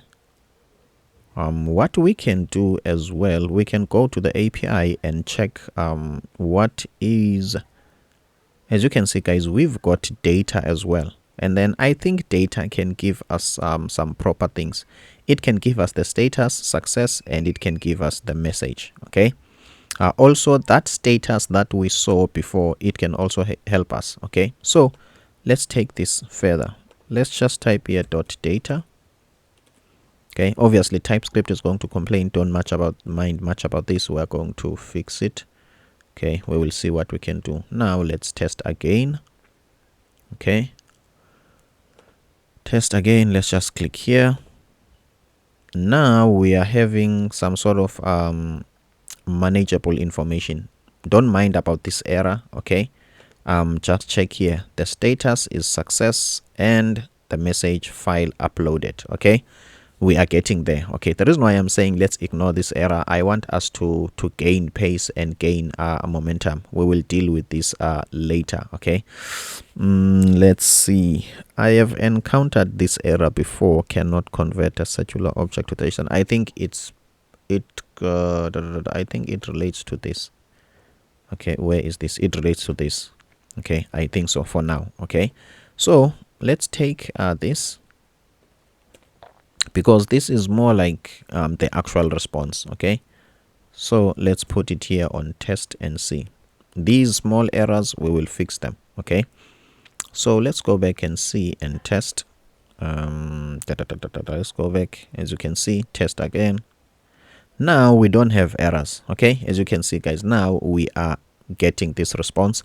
So I'm happy with this, but this response, it's not that useful, because we need to get back the file path, the one that we're going to save to the database, so that we can be able to access that file again. So let's go back to PHP.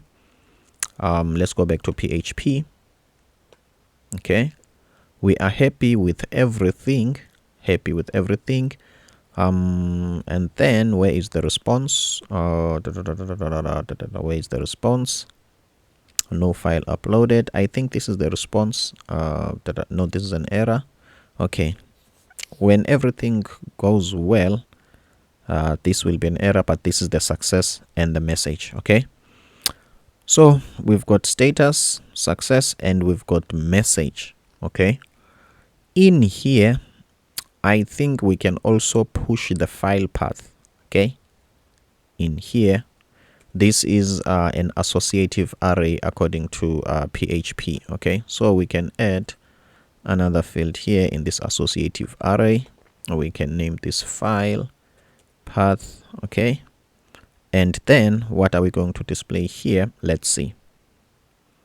Okay, target file path is equal to directory dot base name dot file name. Okay, Let's see. First of all, let's just log this and see what's inside it. Okay, maybe it might happen if we can display it as it is, it can be meaningful. Okay, I'm avoiding to read here and look for some certain variables unless we really have to. Okay, so let's put it here.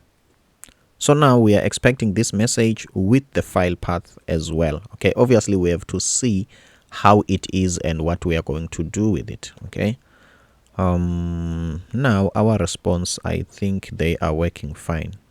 Where is my register? Here is it. So the register is working just fine. Okay, so let's test it. As you can see, guys, the register is working. That's fine. Let's check the file path. Okay, so now the file path is uploads images. Guys, this is meaningful to me. Okay, why am I saying this is meaningful? Let's test it. If we can take this, okay, as it is, and go to the server, this one / this, and paste this. If I can get that file name and it get displayed, then it means that we are winning. Okay, as you can see, guys, we are winning.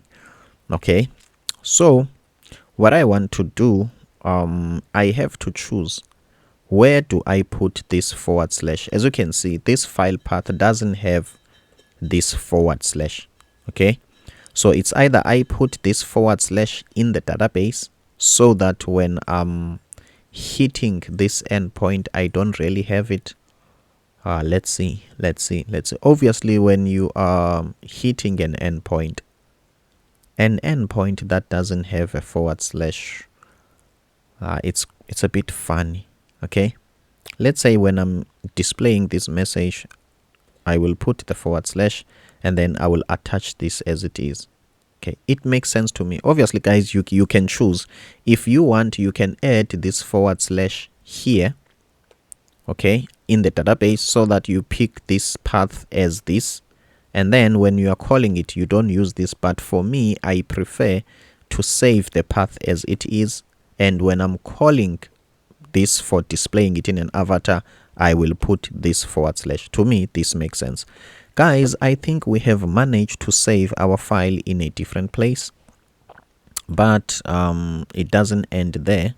Okay, so now what we want to do, we want to, let's see, we want to save it to the database. Okay, now we are inside PHP, we don't want to be here, so we want to be here. Okay, let's do some cleaning a little bit. Okay, let's do some cleaning a little bit. Let's see, we are creating a new form data, we are creating a new image name, we are adding the extension, form data, we are appending the file with the new file name. Okay, we are awaiting. Okay, this is, let's say, image or server image path. Okay, I'm trying to make this meaningful. We are going to get the server image patch here. Once we get it back, let me delete this, we don't need it. Okay, let's see now. This response.data in terms of typing, let's see. Okay, so I'm going to return this. Let's do it like this. Okay, my met server upload needs not to know what you are expecting back. Why? Simply because with this server upload, you are going to hit different endpoints and servers, and they might have different type of data. Okay, as I've told you, this is a very personal library. Okay, this was my case when I was using it alone. Now that I've got you in mind, I need to make changes to this guy. Okay, I hope I'm not going to forget to copy those changes to the actual what can I say, to the actual package. Okay, when I'm deploying it, so that it can be version 0.29. Okay, I think so, but this is not a difficult thing to do. We can change this guy to be a generic function, which is, it's going to accept a type. It's going to ask you what type do you want to get back in return? Because you are going to communicate to the database guy and you are going to give this guy a type. Okay, I hope you get that one. So the endpoint, it receives a string. Obviously it receives a form data, and then in terms of typing, it needs to return back, let's type it. Let's say it was returning back a string, let's say. Okay, I just want to test the typing. Okay, type string is not a valid async function return, and that's true. Okay, it's not a valid async return. So what is a valid one? It needs to be a promise. Okay, a promise. I'm not sure if it's a capital letter. Let's say it's a promise, that type. Okay, let's do it like this. We will change it when we want to. It needs to return a promise of what? Let's say it's going to be a string. Still, we are testing here. This is what I wanted to test. Okay, let's make it a capital letter. Okay, cool, it's working. So this is going to be a promise. Okay, it just means that it's not the actual data. Okay, because when in the calling module or in a client module, we need to await it. Okay, so this is just TypeScript, guys. Okay, don't mind much about this. Okay, you don't have to know it. Okay, so the data that I'm going to get back, I am not sure if it's a string. Okay, you need to communicate, or you need to know your backend and understand what data is it giving you in response, and you will type that accordingly. So as I am getting here a type of T, still I don't know the return type. Okay, you will supply it. This is a generic function. I am catching that type, the one that you are going to supply. The response is going to be of that type. Okay, and then from there, let's see. Now when I'm returning, I am returning somewhat a different type. Okay, as you can see, the type is specific here. It's success and response. Okay, but here I am saying I don't know the type, you are going to supply it. So that's why we are having some errors here. So what we need to do here now, we just need to send the response directly to the calling module. What does that mean? We take this as it is, we don't change it, we just send it as it is. Okay, else obviously let's also send the same response. Okay, we don't need to change it and put success and false and everything, as you can see. Okay, so what's the problem? Again, this response, okay, as you can see, is of Axios response. As you can see, is of Axios response. Okay, so what does that mean? It means that if it's of Axios response, it has got the data in it. Okay, let's just see if we can see that data. Let's see, response, Axios response of file string. Okay, I don't know why it has got this. Okay, but what I know, or can I console? What I know, let me try to solve this problem as I think. Okay, or the best way I know how. Okay, this is a typing error to start with. Okay, so this is TypeScript. So what I'm going to do, my first solution will be, I'm going to tell TypeScript that this response is of this type T. Okay, I'm telling it, I'm forcing it to know that this response is of type T. Okay, so how am I going to tell it that? I believe, oh, okay, check my mistake, guys. Okay, check here, guys, because I recently asked myself, where is this string file coming from? Check here, guys. Axios, it's a generic function. Okay, exactly as I'm doing here. It's expecting a type so that it can bring back to you that type. Based on my very specific problem that I was solving, I knew beforehand that I'm going to get file, okay, as a string. Now that I don't know, I need to pass the type that will be coming from the client. Okay, so now if you check here, this is a response. Obviously it's an Axios response, but of type T. Okay, obviously it can also be any according to Axios, but that's a story for another day. Okay, let's continue. So let's go back here and check what is the complaint. Okay, now the what can I say? Now the response is of Axios response or type T. We are getting there. Okay, we are getting there. This is what can I say? very close to the truth. Okay, so once we are done with that, what I want to do also, I need to tell this response is T. Okay, that's what I need to tell it. Okay, so how am I going to do that? First of all, let me try this as T. Okay, as you can see, guys, I'm telling it that whatever that you are going to get here, it's what the client module detected it to be. Okay, I hope you understand this, but if you don't, please guys, don't mind. So same as here.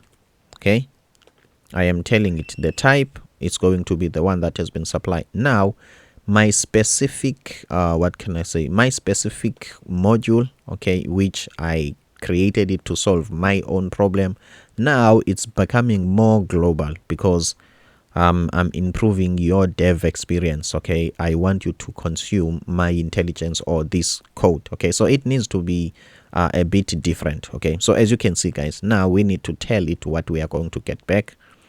Okay, with that being said, this guy will communicate to the back end, which is the server, and the server will come back. Where are we now?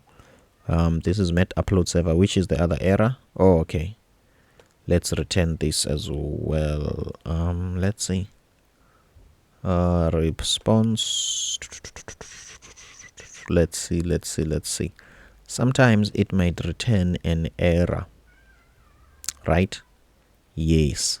And then who's going to decide if it's going to return an error? This guy, which is me. When I'm calling this, I need to take care of all the typing and. So us here, we can return the error as it is, but also as T. Okay, is that true? Yes. Okay, when I'm calling this module, I need to take care of this. I need to know, chances are there might be an error here. Okay, there might be this. Okay, so enough about that. We are done with this and it's working perfect. So let's go back here now. Okay, we know 100% the shape of the data that we are going to receive. We know. How do we know? Let's check the response, one of the responses from here. As you can see, we know there is a status, there is a message, and there is a file path. Okay, we know that. So we can copy this and create a type out of it. Okay, let's say type. Okay, is this the right way to do it? Type. Okay, what will be the type name? Let's say type upload response. Okay, or let's say upload response type. Okay, so that I know that this variable, it's a type, is equal to this. Okay, I really don't want these. Okay, if you put them there, I don't think there will be a problem. Okay, it will still work, but I want to be consistent because I don't have them in the rest of the code. Okay, this is going to be the string, and also this is going to be a string. I think everything is going to be a string. Okay, so this is what I'm expecting to get back from the server. How are you going to know this? Hey guys, my apologies for disturbing. In case you didn't know, we've got a course at Udemy. If you are watching this on Coded Design, I also got another YouTube channel for teaching you Figma, and that channel is Coded UI. In case you want to be updated by everything that we do here at Coded Design, please check the link in the description below to our Substack newsletter. Thank you so much. I hope you are enjoying. need to read the documentation of whatever server that you are using, or maybe in your company you talk to the developers and ask them what is the shape that I'm getting back. Okay, but usually when you do this, the documentation will tell you everything. Okay, it will give you things like these. Okay, so this is how you are going to know. You read the documentation, let's say of Amazon S3 or whatever SS3 bucket, and then that's how you will know. Okay, let's continue. So here now we've got the shape. Okay, so I am telling Typescript that let's declare this here. Okay, so I am telling Typescript that, remember now this is a generic function, I am expecting back this. Okay, so let's check the response here. Server path is declared. Okay, so now the response, the shape of the data that I'm going to get back is this. I'm happy because this is true. Okay, cool. Now let's check our server image path. Yes, okay, server image path, and then let's go to test, and then based on this we don't have response. Okay, so let's go back here, guys. Check the importance of TypeScript. I'm going to paste this as it is, but now I want to get what? Let's see. It's telling us these are the possibilities that you can have based on this type. Okay, and then I want the file path. Okay, so let's go back here. So whatever that we were doing now, we were just fixing TypeScript. Okay, so if you didn't understand, let's say the last section, okay, where I was fixing types, please don't mind. Okay, so let me just show you why do I keep on changing versions and whatever. So obviously I forget, guys. Okay, I'm a human being. Okay, so what I want to do now, the Met server uploader is different. Okay, because I've modified it. So what I usually do, I come here, where is the package? Here is Met component, and then I will look for Met server. Here is it an API? Yes, Met server uploader, and then I need to change it. As you can see, guys, here it's still the one that I did, okay, with this success and everything. So I just need to change it so that now it can be a generic function. I have saved this. So what I will do, I will go to package.json. I will just put this to be .29, and I will just publish it. Okay, not run dev npm publish. Where is it? As you can see, guys. Okay, so I'm going to publish this. So now we've got the new version. So forbidden, you cannot publish over the previous published version. A complete log. Okay, let's see, what have I done? Undo.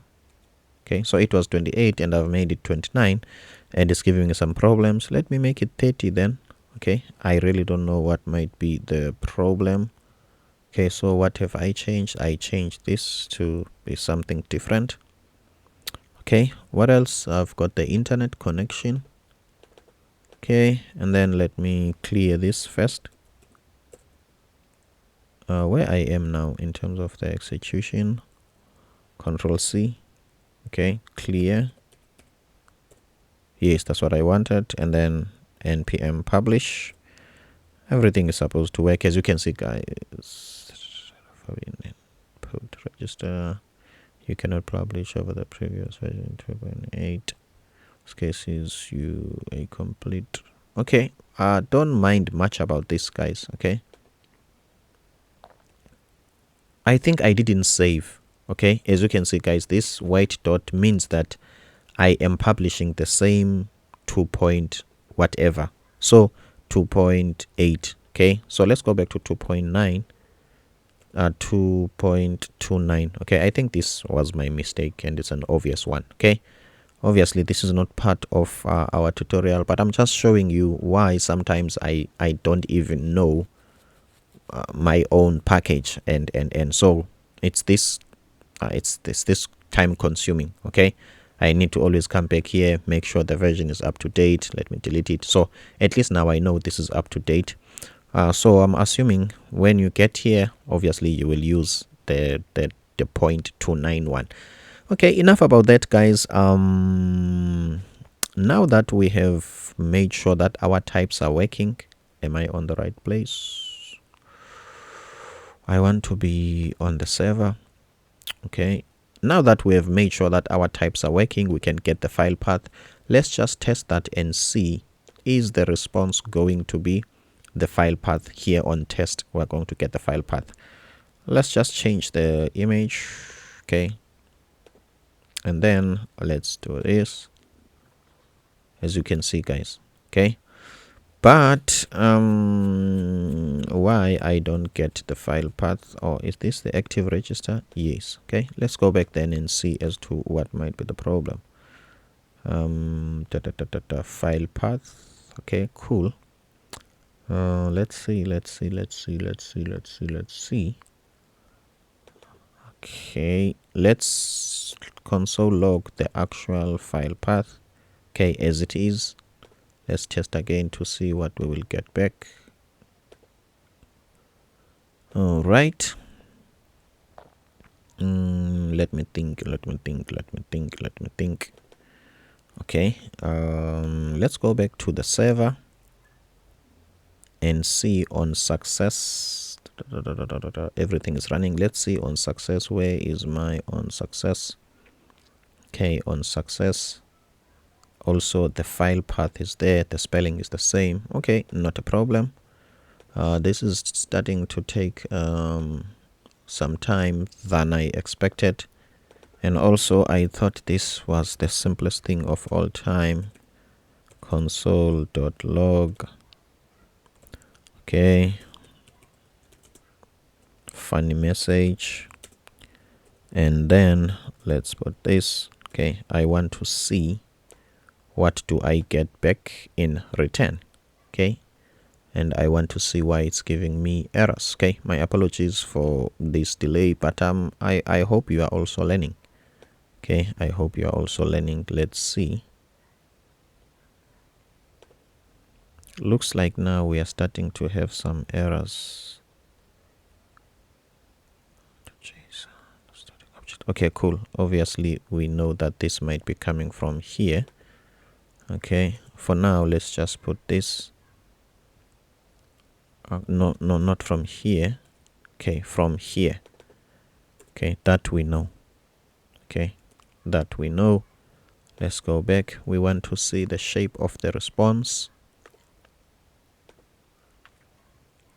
Okay, as you can see, it looks like there is data there. Okay, now I'm starting to think, do I have to include it? How am I going to know, okay, if I have to include it? Since I'm using Axios, I'm just thinking Axios always have some sort of a data. This is how I'm going to know. Let's put a dot here and type data. Obviously, TypeScript might tell us that there is no data here, but I just want to see if I'm correct. Okay, so we are supposed to have this now, not everything and okay. Are we awaiting? Yes. Okay, cool. Let's try it again, guys. Okay, as you can see, now we are getting, so Axios always, what can I say, doesn't give us exactly what comes from the server, which is that which we are expecting. It puts this inside a variable data. So how can we solve that? Let's go back to the Met server.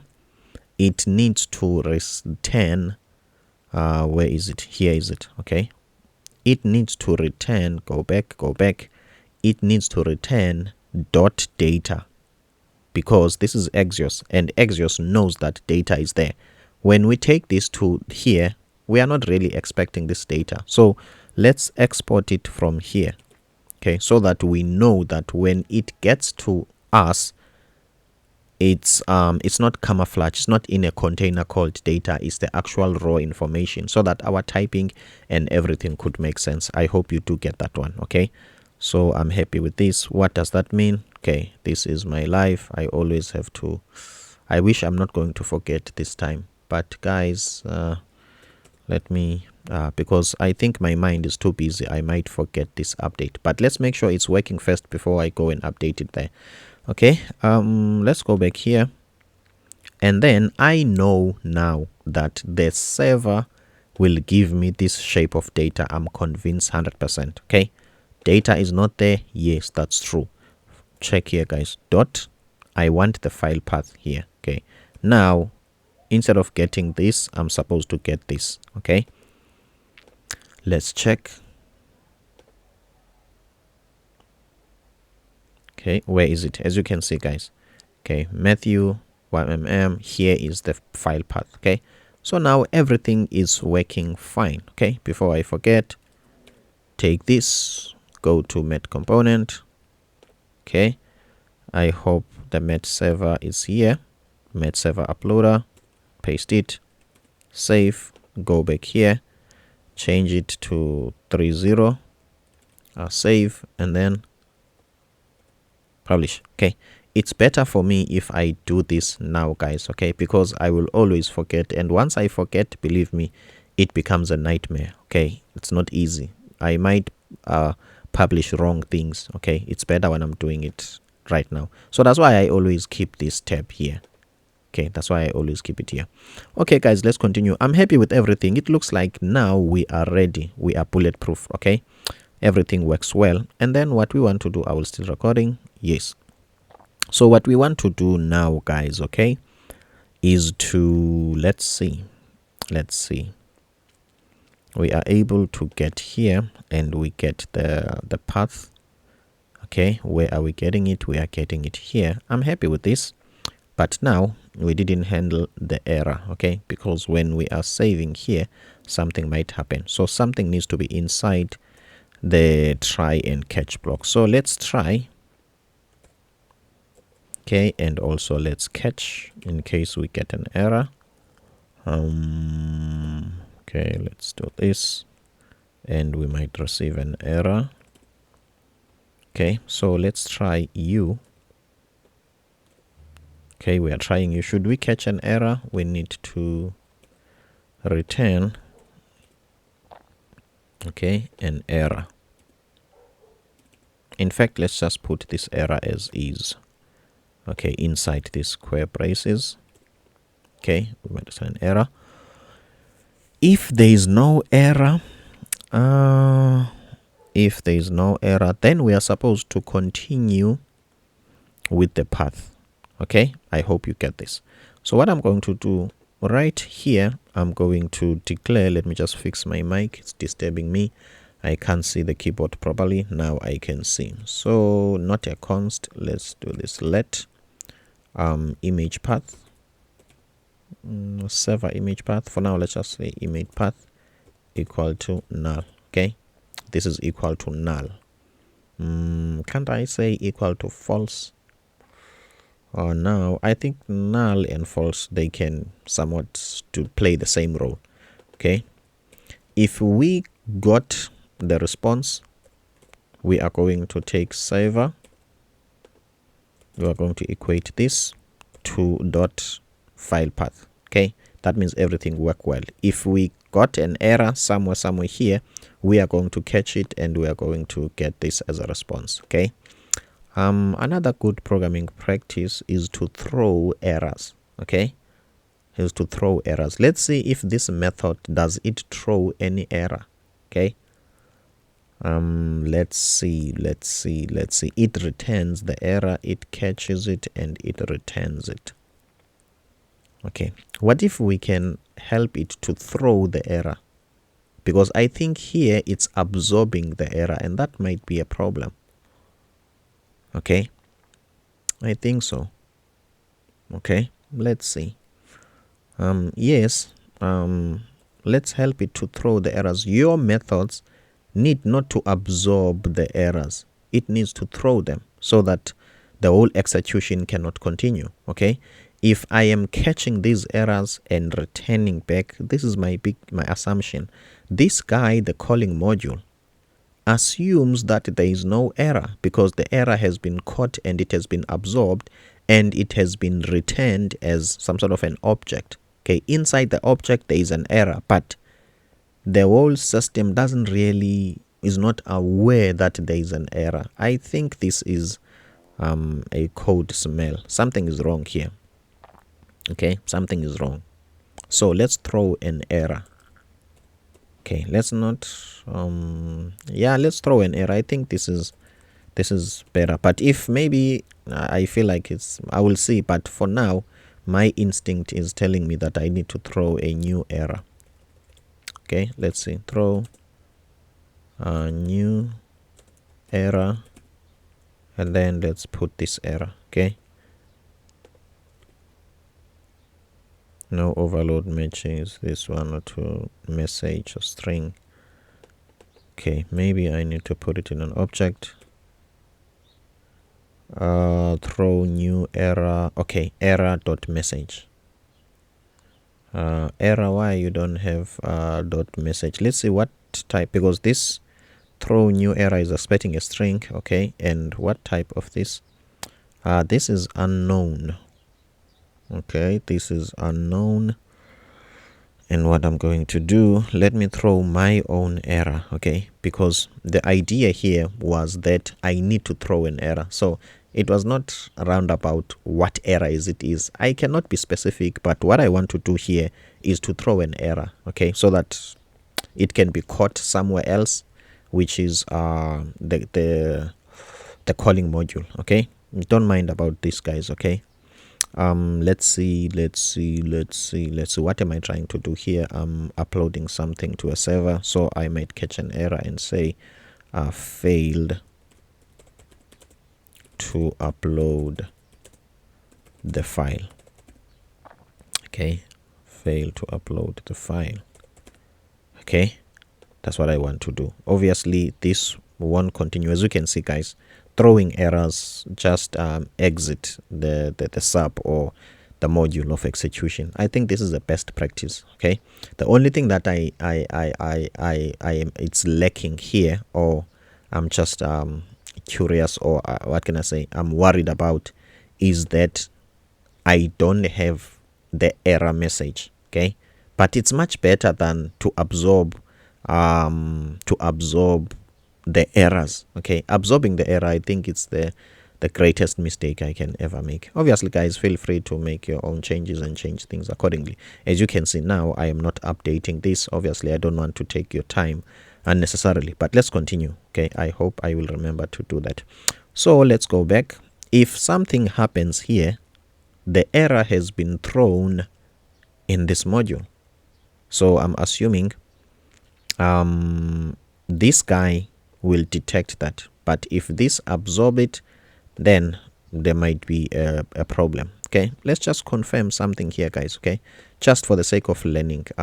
I don't like to continue with a lot of assumptions. Okay, I don't like to do that, because I need to clarify my thinking and then take that information, package it nicely, and teach you. So clarity to me, it's a priority. Okay, so let's just verify. Okay, if a JavaScript code block catches the error. Okay, catches the error and returns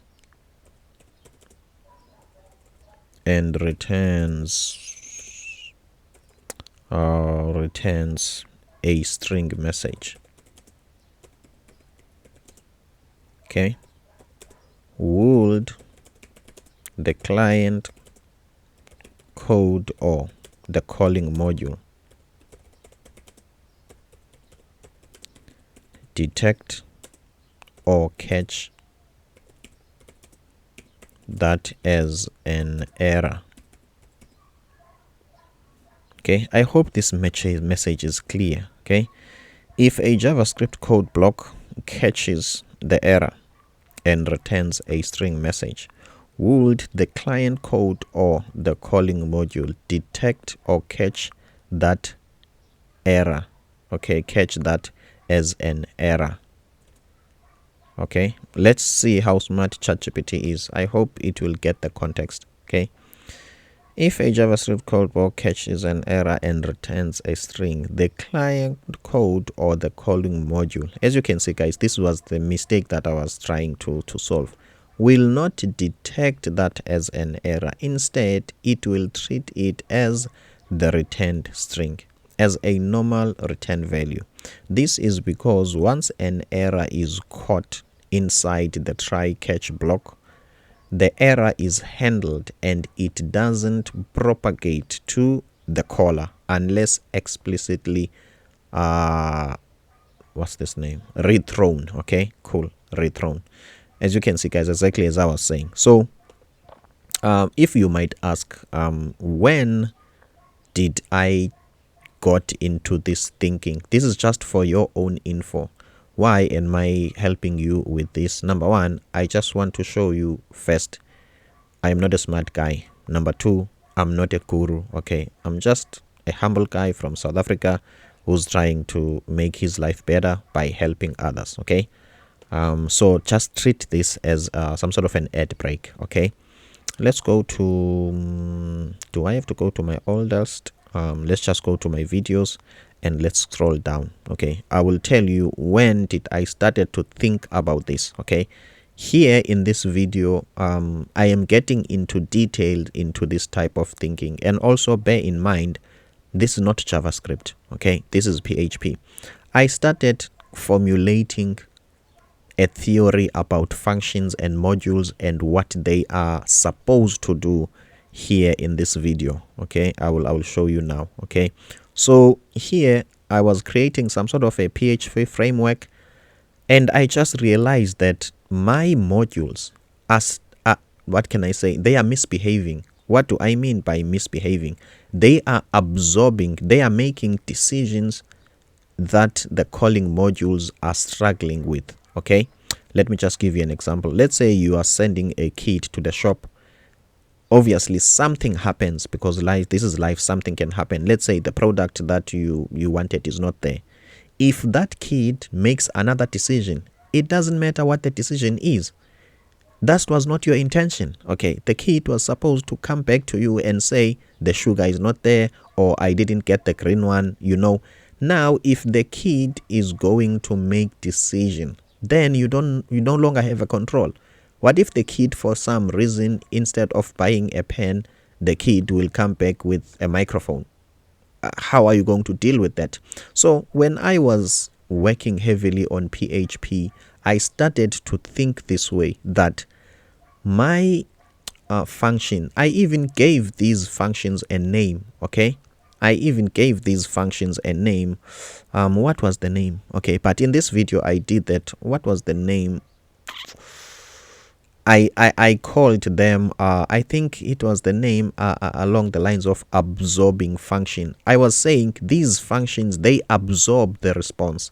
Your modules need not to absorb the response. Okay, because as soon as they get a tendency of absorbing the response, they are affecting the calling module, because now the calling module won't make proper decisions. Okay, for instance, if it was hoping to catch errors, the error has not been thrown, so it won't respond. Okay, let's just quickly so as you can see, guys, this was some sort of long time ago. Okay, I'm just giving you an idea on how do we, I'm not sure, advance in knowledge and we become better developers. Okay, it's somewhere here. Now we are getting there here, guys. Okay, I was creating my own PHP framework here. Okay, so I realized that here in the front end, okay, I get here, this is still front end and jQuery. Okay, somewhere here, let's say in this stage, okay, this knowledge, okay, this data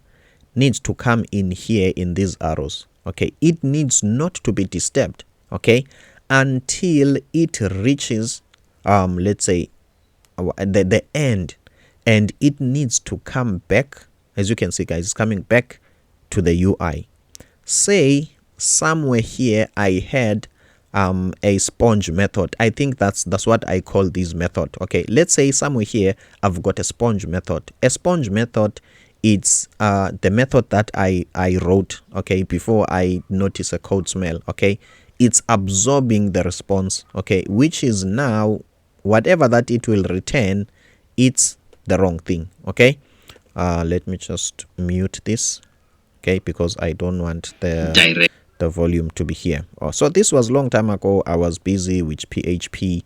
Okay, let me just see if I will get my apologies about it. I'm going to skip this now. Okay, but I have been high with visualizing things and creating some what can I say, some visual things that can help me to become better. Okay, so as you can see, guys, this is a lot, or it might take time, but I'm just trying to say whatever that I have shown you, it might happen it's not that video necessarily, but it's very close to that error. Okay, it's possible to learn from YouTube and then formulate your own theories, and they will work for you. Maybe they will work for other people as well. So my apologies for taking that time for that, going through all of that, but I wanted to encourage you that formulate your own principles and your own formulas. Okay, so let's continue, guys, and come back here, okay, to the code. Yeah, so now my apologies, according to me this was a sponge method, okay, because it was absorbing the errors. Okay, now it's throwing the errors so that this guy, where is it, this try and catch can catch something, and then it will return the error. Okay, at this point in time, it's returning a message. Okay, there will be a message here, as you can see, but I'm going to come back and refactor this to make it perfect. Okay, to make it perfect, I need to type this error. I know this error has some sort of an error message. I know it has it. Okay, it has that the message in it. Okay, but that's a story for another day. Go back to where we were. We are going to catch the error and they are going to respond error message. What if then everything went well? We will definitely have the image path. So as we continue, now we have the image path. So what do we do next? Okay, let's continue, guys, and see.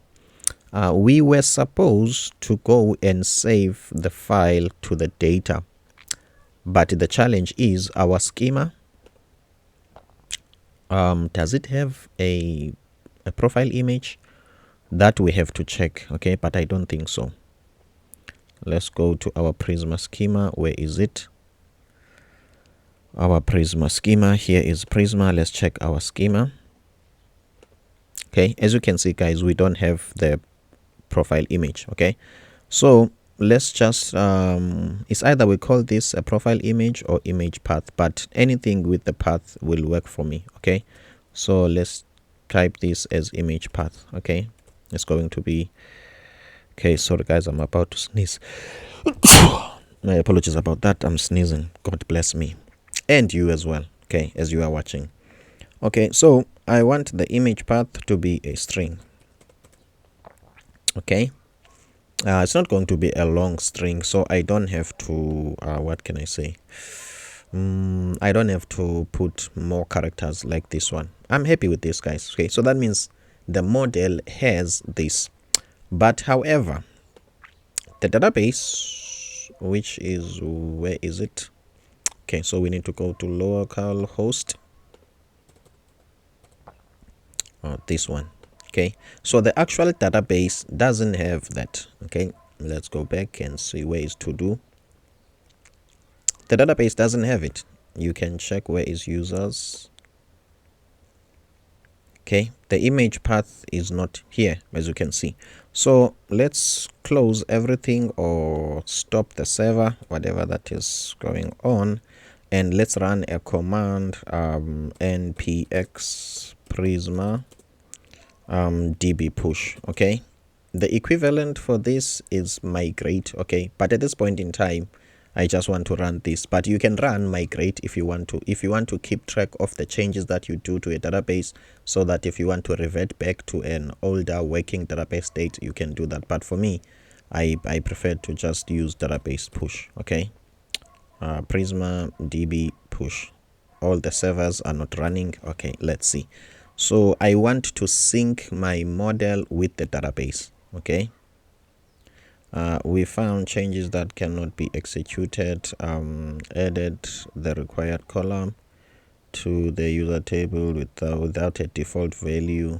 The 18 rows in this table, it is not possible to execute at this step. Why? Applying the changes will need to reset. I don't mind resetting. Okay, do you want to continue? Of course, yes. Okay, I've typed T instead of yes.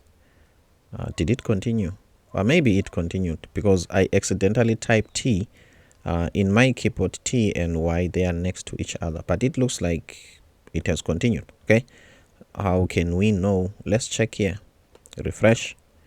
Okay, even if it can delete this data, I don't mind. As you can see, guys, okay, it has deleted everything, and now there is image path here. I'm happy with this. Okay, so if we were in a real life application, it will mean that we have lost data because of me. I did that, but remember, I warned you and said you can use migrate. Okay, migrating will keep track of everything so that if you've lost the data, you can revert back. So please understand that. Okay, with me, I am doing it this way because I know there's nothing more at risk. Okay, so I choose to be a little bit time savvy on your side instead of trying to do other things. Okay, now we've got that. Okay, don't forget that we've got Prisma client that is responsible for typing things. Okay, so at this moment in time, the database and Prisma model, they are in sync, but the types, they are not in sync, which is the Prisma client. So I need to run npx Prisma Prisma, I think it's Prisma generate. Okay, so I'm generating types as well, so that also the image file thing can be part of our types. Okay, here, so that this can be part of our types. So let's go back here and check. Okay, now our Prisma, after we've ran generate, is complaining because it's missing, I think it needs the other one. Okay, which is, what's the other one? Let me show you. It's, I'm not sure, it's the image path. Suppose it will guide me here because we have run Prisma generate, as you can see. Okay, it's expecting. Okay, as you can see, so this is possible because we have ran Prisma generate. Let's go up here and check. Okay, so once we are done with what we got, the image path, it's either going to be null. If everything is successful, this is not going to be null. Okay, let's also bulletproof our code. Okay, continuing. Okay, we don't really need to return something now. Okay, if this is null, okay, let's see, let's do it like this. Okay, which is, if it's not null, okay, which is, if it's null, this will be false. If it's null, because null is not true, so I'm reversing that. Okay, if it's null, that's what this means. Then you need to throw back an error. Okay, here we are just bulletproofing to make sure we can continue here once there is an image. So it looks like we are dictating, we are saying that this must have an image. Okay, based on our requirement, it must have an image. If you want to change it, you can make all the necessary if conditions. My apologies about that. Let's continue and see. So I want, where I am, I want this to be here. If not, let's throw an error and let's put here image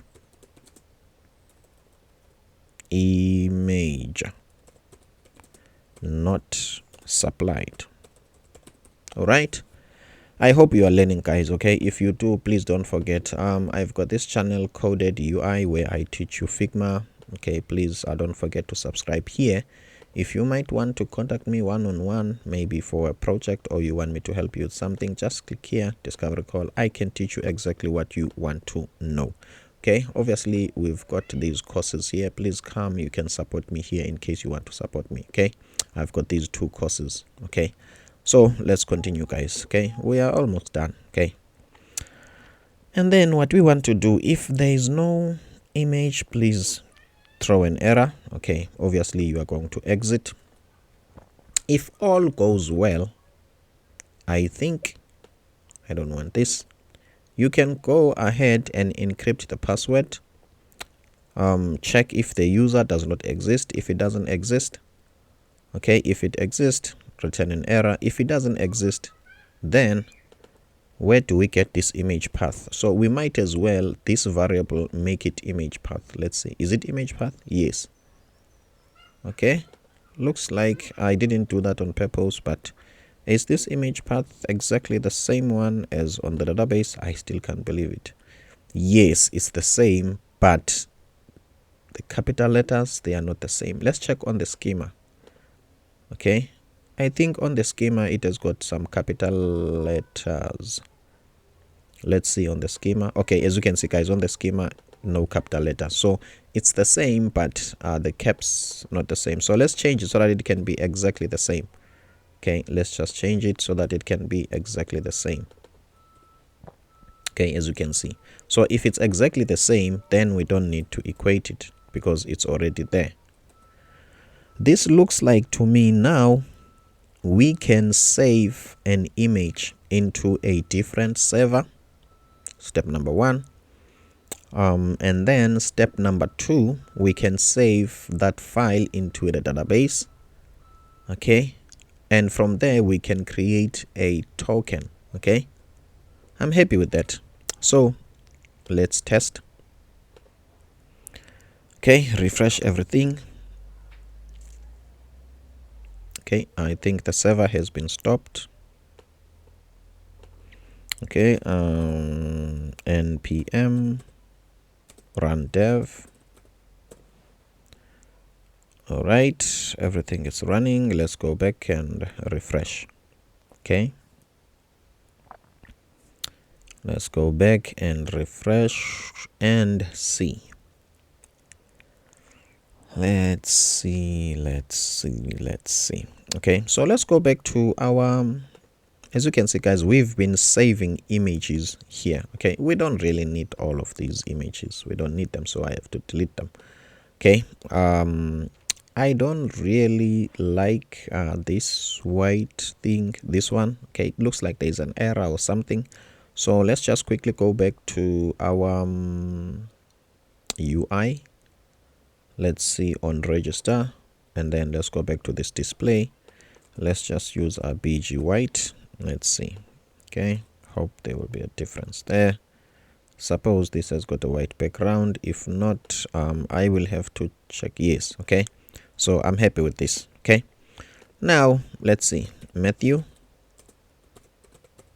this is my African name, Matthew Msingati. Let's just use this test image and this password. Oh, but let's just use the password that I will know. Now the password is only 1. Okay, also at the same time, let's look at the response, network response. Okay, we are already there. I'm happy with this. Let's just use the image of a person. Let's just take this guy. Okay, as you can see guys. Okay, and now what we want to do, we want to save. Let's save and see. Okay, still saving. Error, image not supplied. Okay, let's go and check here. You never know what might happen. Let's refresh. We just want to make sure that the image corresponds to what's going on here, and it does. Image has not been supplied. Let's go check why.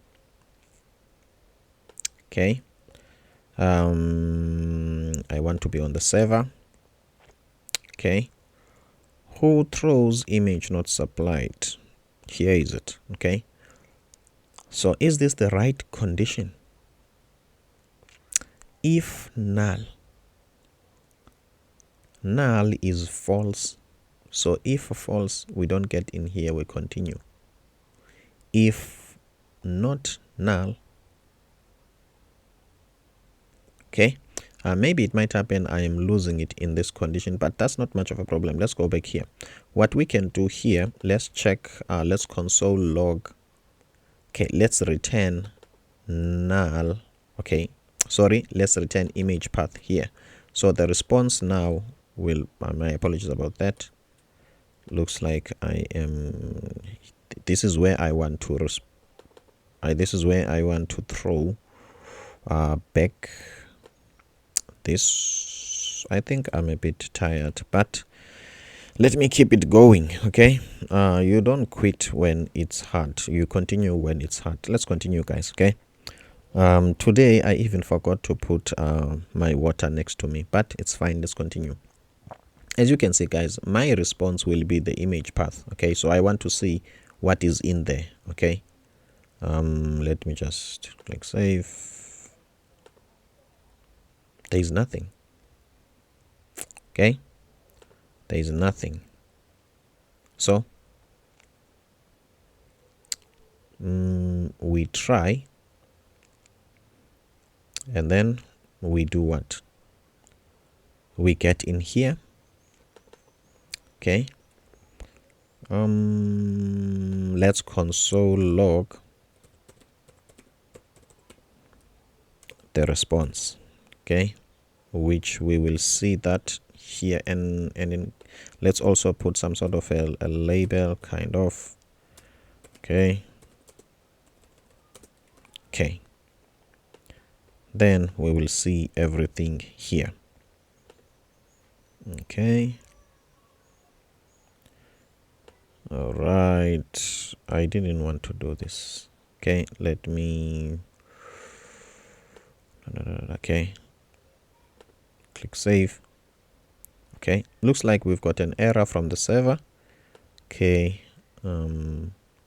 okay, unsupported file image. Okay, we have noticed that there is an error. Okay, meaning that that module, it's not a sponge method. It doesn't absorb my errors. I'm happy with that because it has thrown an error. Okay, and there is this message, there is status error. Okay, and there is a corresponding message. Okay, cool. Let's just go back a little bit. That means there is an error here. This error is thrown. If it was absorbed, this was not going to be triggered. Okay, I'm happy with that, and we get back here. Okay, let's see. And then when the error has been catched and thrown, let's see why the error has not been returned.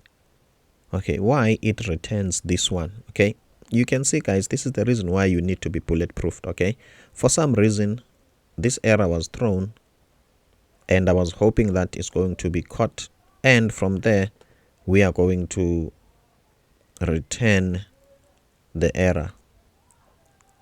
Okay, because it's not being caught there.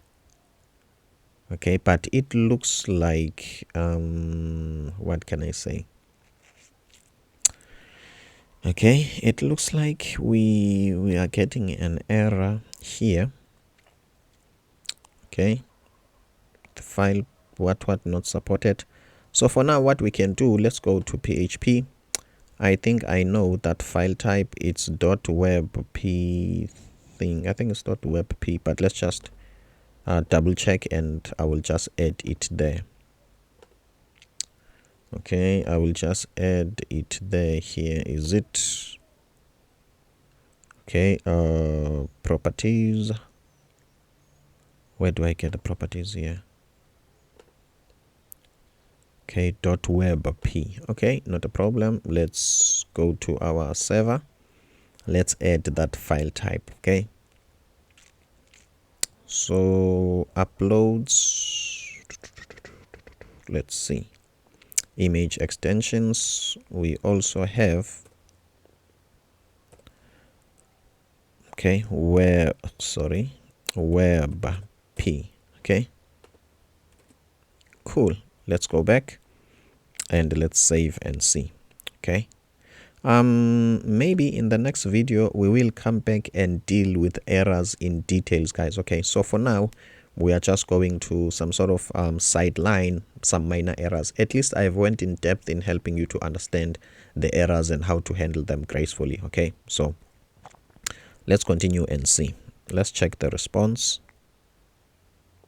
Okay, let's check the response. Where is this register? I'm not sure. Maybe it's this one. Now I am not sure. I didn't really see it, but that's not much of a problem. We also got some console logs here.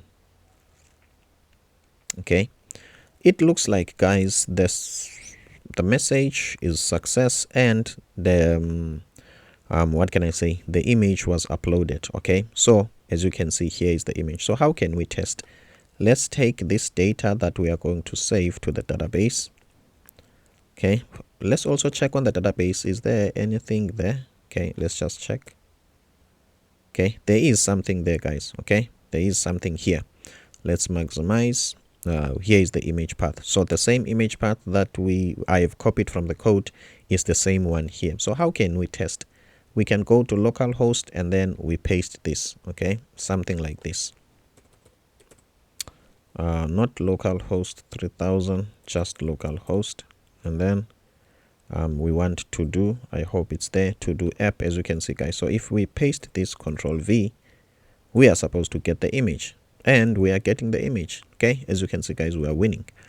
All right, and then what we are going to do now, okay, we are able to what can I say, we are able to save the image into a different server, and also at the same time we are able to do what, we are able to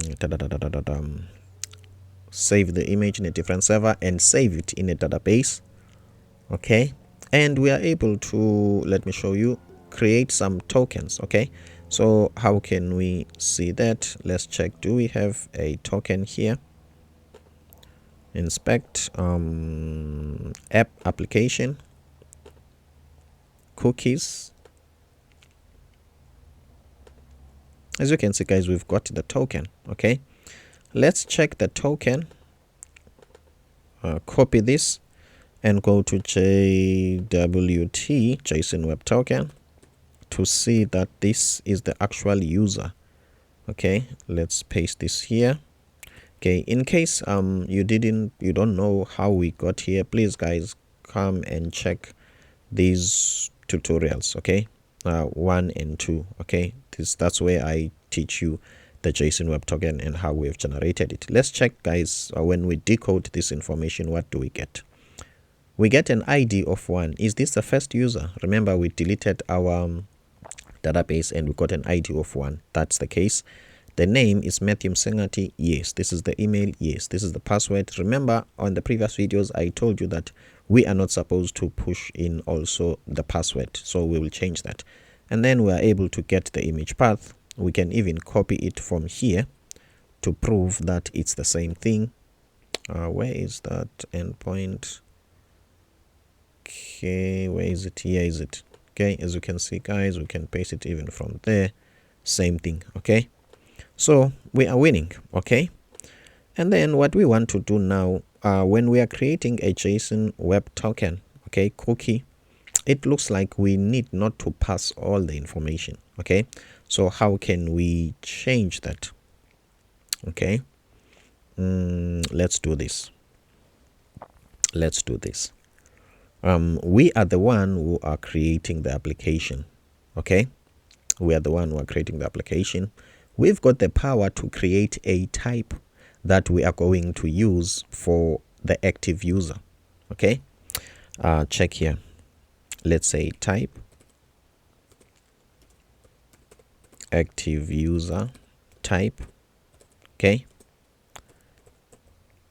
the active user type must always have let's say the active, okay, active, this is going to be too long, but let's say active username, or how can I do this? Okay, what if I can use name and what we already got name and so what can I do? Okay, guys, let's just do this long way. Okay, let's say active.name. Okay, we've got active.name as string, sorry about that, as string, and then active email as string.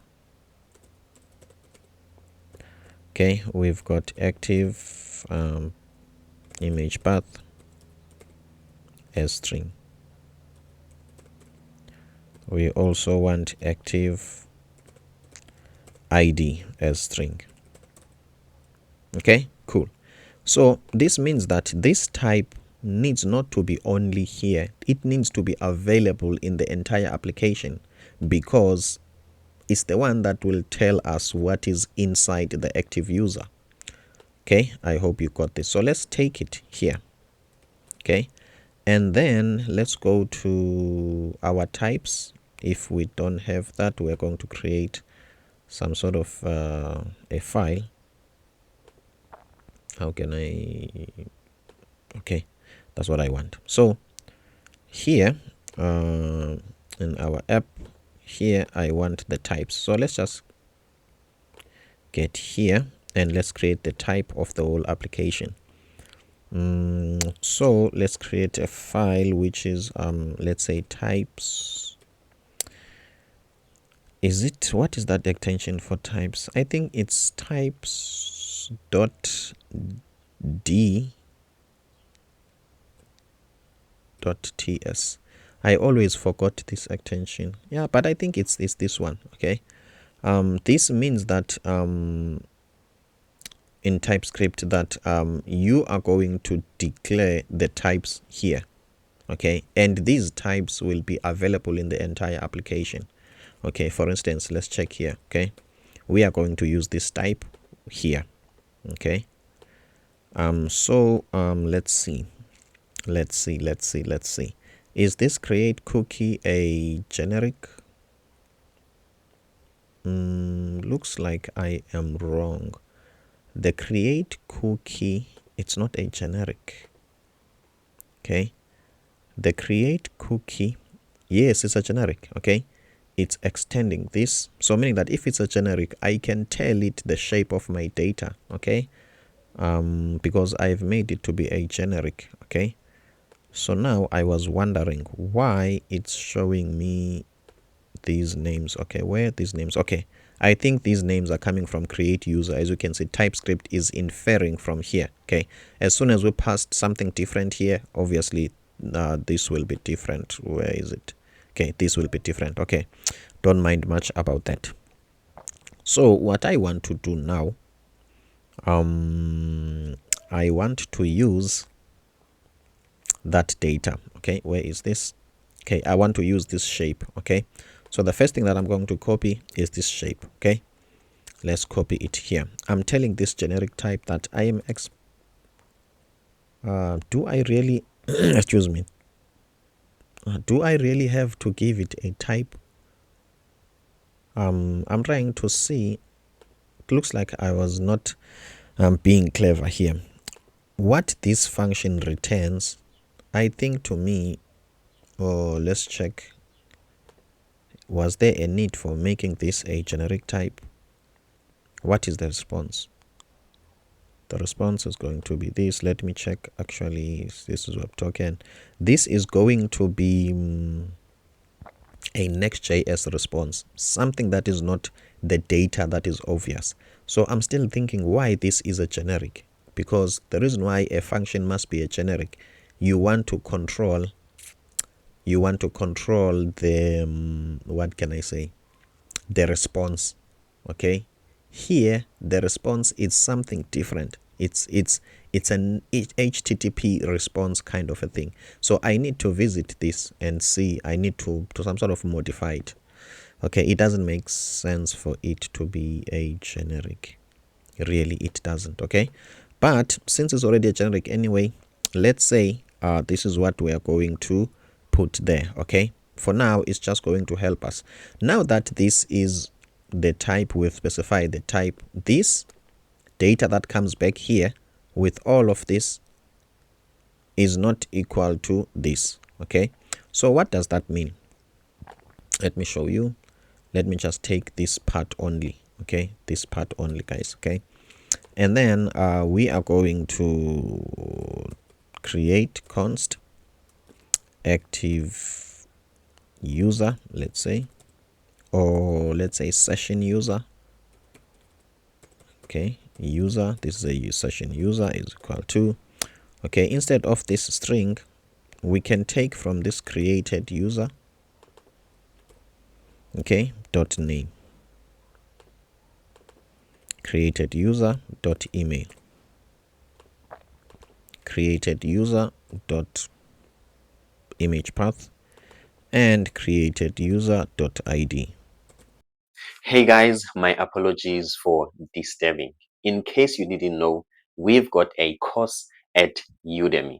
If you are watching this on Coded Design, I also got another YouTube channel for teaching you Figma, and that channel is Coded UI. In case you want to be updated by everything that we do here at Coded Design, please check the link in the description below to our Substack newsletter. Thank you so much. I hope you are enjoying. So we pass a session user. As you can see now, the password is not there. Okay, suppose this active username, active user email, active user password path, and this. Suppose this type and this data matches. Okay, let's check now what is the problem with Typescript.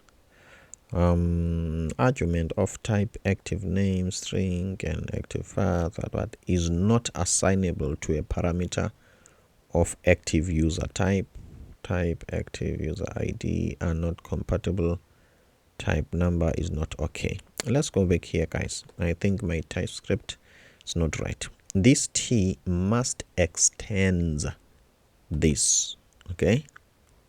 And also let's see what might be a blockage at the same time.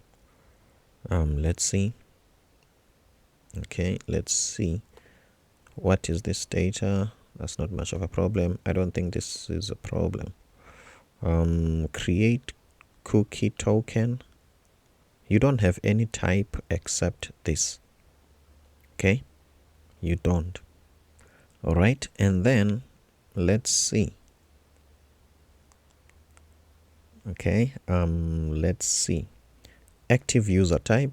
You've got active name, active email, active path, and active ID. Same as this one. Okay, but now let's check what is the problem. Okay, let's see. This is a number. Okay, as you can see, guys, create user ID, it's a number, but here I think it's a string. Okay, now I see the problem. Let's get in here. Let's make active user ID a number. Okay, this is the importance of TypeScript, guys. Okay, TypeScript, it's like what can I say, an oracle or a guiding path or light that will help you to make things work. Okay, so guys, what we are going to do now, this session data is wrong, this one. Okay, because it has got some IDs as well. Okay, it's wrong. And then I think the register module works perfect. Okay, let's just test it for the last time. Okay, let's register a new user. Okay, this token is wrong. Let me delete it. That means there is no active user. Let's create a user which is called Met. The email format is 2@gmail.com and the password is 2. Okay, let's give him an image. What image can I give format? Let's just look for a profile, as you can see. Okay, let's register Met. Are we going to get the token? Yes. Let's check the token and see what is inside there. We are not supposed to have the image, sorry, the password. We've got now active Met, active email, active image path, and the ID. I'm happy with this. Okay, 100%. So guys, we are done with the registration. Done. Finish. Okay, finish, guys. Finito. What we need to do now, we need to route to the dashboard. Okay, we need to push to the dashboard. Now I am tempted to teach you Next.js middleware. Okay, but first let's just create the, what can I say, the avatar. Okay, let's just create an avatar that will have that will act as in the navigation bar. You know, when you are logged in and you have your username and your password and all those things. Okay, let's check on met component. Do I have something like that? Let me just control P. Met, do we have something called met nav? Not really. Okay, it was uniquely for the application that I was building, but it looks like we've got something. We've got met avatar. Okay, the first thing that we need to do, let's create a route for the dashboard first. Okay, let's go back here. Let's see. Okay, let's see, guys. So let's create a route for the dashboard. Okay, and then let's create a route group first for the dashboard here on app. Or for now, let's not make it a route group. Let's just make it dashboard. Okay, first, unless there is a need to do so. So we've got dashboard, and then here on dashboard, let's just have home. Do we really have to? What else are we going to do? For now, I'm assuming we are going to only end here on the dashboard. Maybe I might be carried away and I might show you how to create the stats. And in fact, this is not the dashboard. Okay, this is not a dashboard. This is home. Okay, this is home of the application. Let's just type here home. Okay, I think home makes sense. And then let's take page.tsx. Okay, .tsx. All right, and then RAFCE, change this page to capital letters and change this one to capital letter as well. And let's say home. All right. What's the problem with home? Export. I want page, not age. As you can see, guys, we've got a new route which is called home. Okay, cool. What's next? The next thing to do is to make sure when we are done registering, we route to this page. Let's go back to our JSX. Go back to our JSX. Let's see. What is it that I want to do? I want to go to register, and inside this is the API. I want this register. Okay, when I'm here, which module or which method is responsible for connecting to the database or to the API is this one, form.mutation. As we mutate, if there is an error, this is what we do. On success, this is what we do. So on success, I want you to display this. I hope it does. Okay, I didn't check now if it does, but at the same time, I want to route to a different place. So we want to use Next.js use router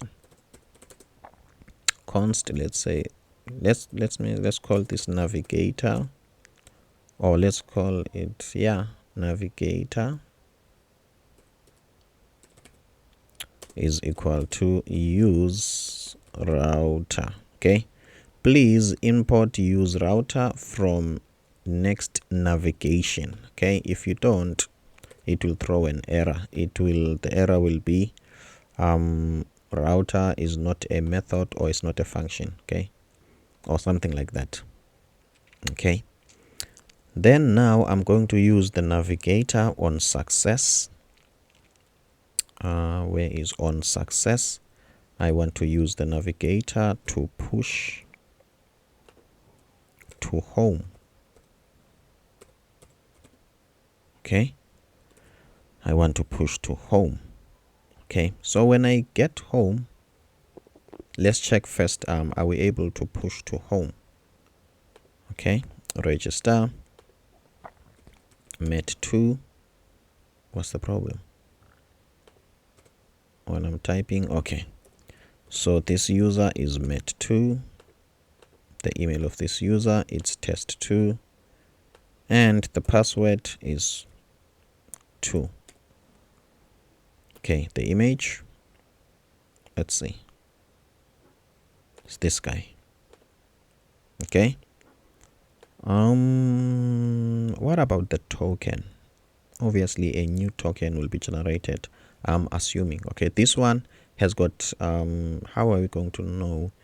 Okay, it has got a different picture. Okay, this token. Okay, so if the token, in fact we can even check the name. Okay, cool, let's register this guy. Okay, the token is changed, I've seen it, and then we are redirecting to home. Okay, let's just confirm here if the name is not going to be met again. As you can see, the name is met to, everything is changed. Okay, Kumbaya. Now we are redirecting to home. So when we get to home, guys, we want to get this data. Okay, the active user. Okay, we can only get this data by acquiring this token.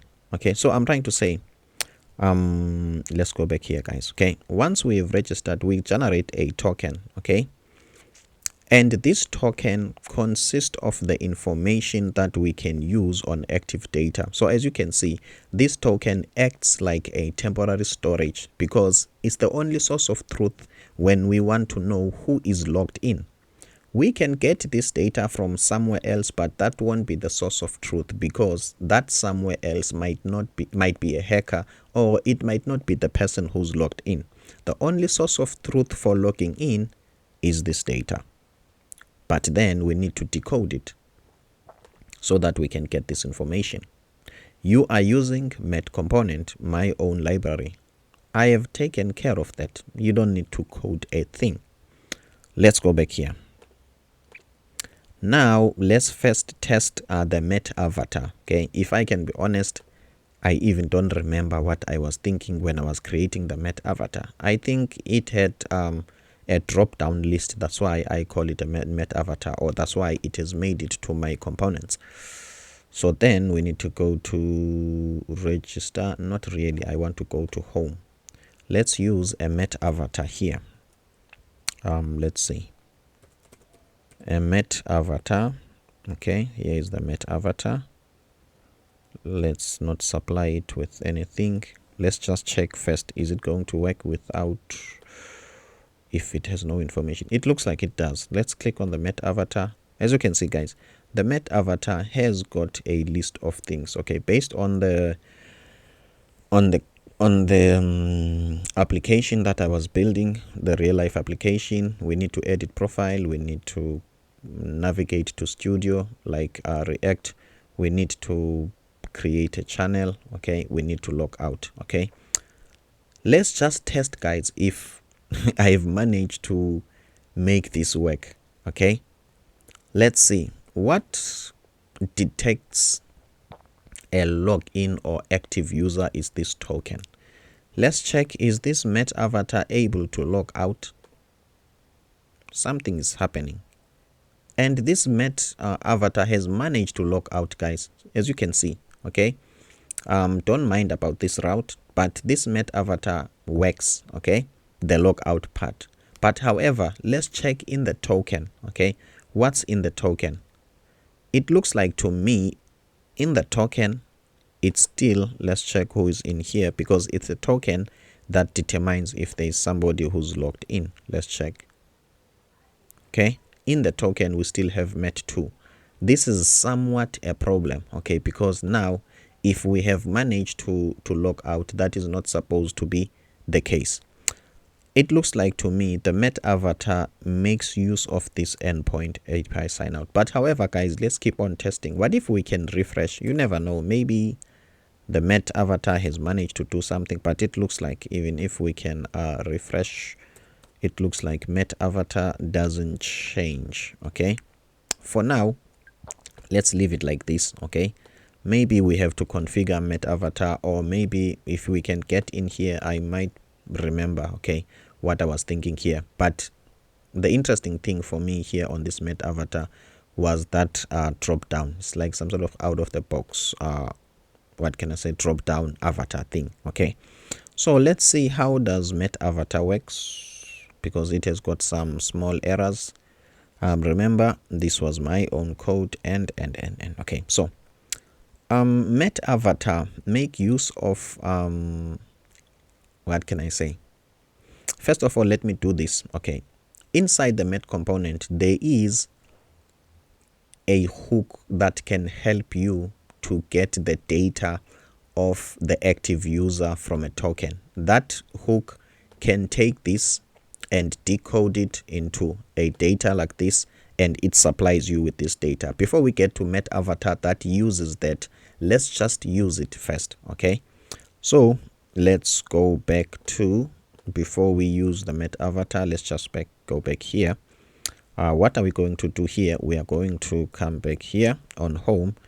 We are going to type const empty braces because I forgot what am I going to destruct here, but let's use active user as a hook from met component. Okay, that means, okay, we need to import it, but I did. Yes, I did. Now I'm importing it twice. Met hooks, duplicate. Yes, what if this is the only one? Passing error expected. Oh, okay, my apologies guys. Okay, so as you can see, I think here it's called user data. So this means that you can get the user data. Okay, next to the met avatar, let's just display the user data. Okay, let's say data dot the typing now doesn't work, okay, because TypeScript doesn't know. Let's check on this. This type is unknown. I'm assuming I've made this use active user a generic, as you can see. So remember I said let's create a type that will always be here. It was for that reason. We can tell this hook that this is the type that we are expecting.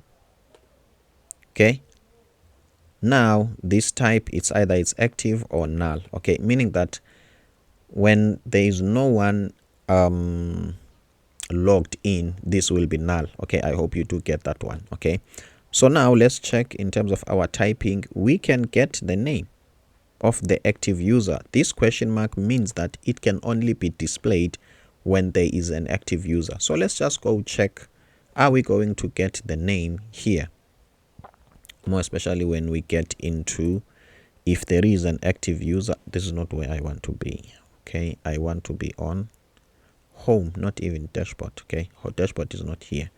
I want home. Okay, let's see, are we going to get, obviously I am thinking now, okay, we are not on use client because hooks, remember guys, they work on use client on Next.js. Okay, use client. Okay, that's the first thing that we forgot. Let's see what will happen. Do we get the name here? Is there anything that, as you can see guys, this is met2. Can we get this guy's email? Okay, let's check dot email. Yes, we can get this guy's email. So this hook in met component, I have developed it in such a way that it gives you the active user. Okay, you can access it whenever. Okay, if you want, you can make decision. So I am happy with this. Okay, so let's take this to met avatar. Okay, to met avatar. The met avatar for now, it's been badly designed because it assumes that in the user data there is image. Remember, this was the code that I did. I knew that there is this. Now I need to rearrange it in such a way that it accommodates you as well, so that you can use it however you want. First of all, what do I want to do? Let's check. I like the fact that it's a generic. Okay, but it extends active user. This just means that here as Matthew, I am detecting that these are the things that you are supposed to have. Okay, of which that's wrong. I don't have to be a dictator. Okay, I will see what I can do. But the major thing now, we need to tell the met avatar that I think the met avatar doesn't conform to the single responsibility. Okay,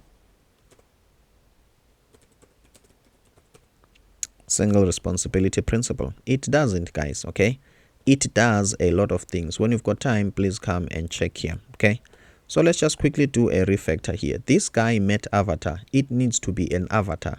It doesn't need to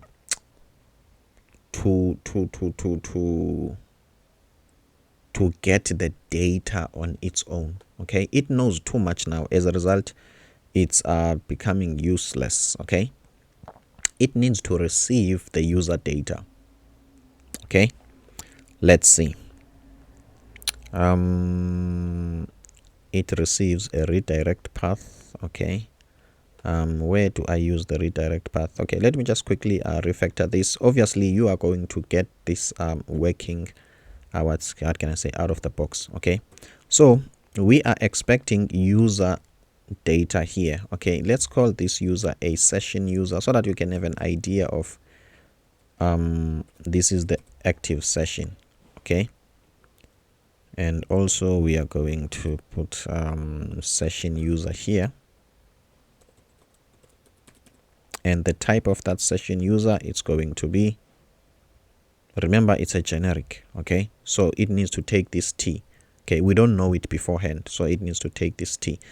I don't think this T has to extend this. Remember, I said I'm not a dictator, so I need not to some sort of tell you what to do. Okay, comma, yes. Okay, so let's put T here. This just means that we are going to receive a session user, and it's mandatory. That's why there is no question mark here. You must, when you are using the met component, you must pass the data so that this guy can use that data. Okay, so now that we know we've got the session user here, the met component has got an avatar that needs an image. Okay, so here let's take session user dot let's see what do I want also. Okay, and met avatar, it has got an image and a name. Okay, what else in its drop down thing? Does it need to know something about the ID and N? Okay, so what we are going to do here, instead of making, what can you say, yes, this is going to be generic. Okay, I understand that, but we need to know here, it looks like we need to know what is the SRC. As you can see, I need to know something. So this being generic doesn't really help. Okay, met avatar now needs to be definite. It needs to know things. Okay, it needs not to be a generic. Okay, for instance, I'm going to change session user and reinforce that if you are using the met avatar, you need to give me the name. Okay, which is for a username as a string. Okay, as a string, you need to give me, for now I'm just going to type these that are on top of my head. You need to give me the username, and you need to give me the image, SRC. Okay, where am I going to get the image? You need to give me that as a string. It must be there. So for now, let's just work on this. Now check here. Okay, if now met avatar demands these things, okay, now it knows that this doesn't even have to be as a string. It knows that it will have the image here and the username, sorry, the session user dot name. Now the met avatar is happy. Okay, obviously it has got some functions and you see, push to where and whatever. We will deal with these later. I'm going to refactor it, but for now let's take it from here. So the met avatar receives things now. Okay, it conforms to the single responsibility. As you have seen before, it was doing a lot of things. So I will also need to see if this list of things that it does here, which might not apply to you, how am I going to refactor that? Okay, or what am I going to do? Okay, so now as you can see, this guy now is expecting, okay, is expecting what? Let's see, is expecting a session user.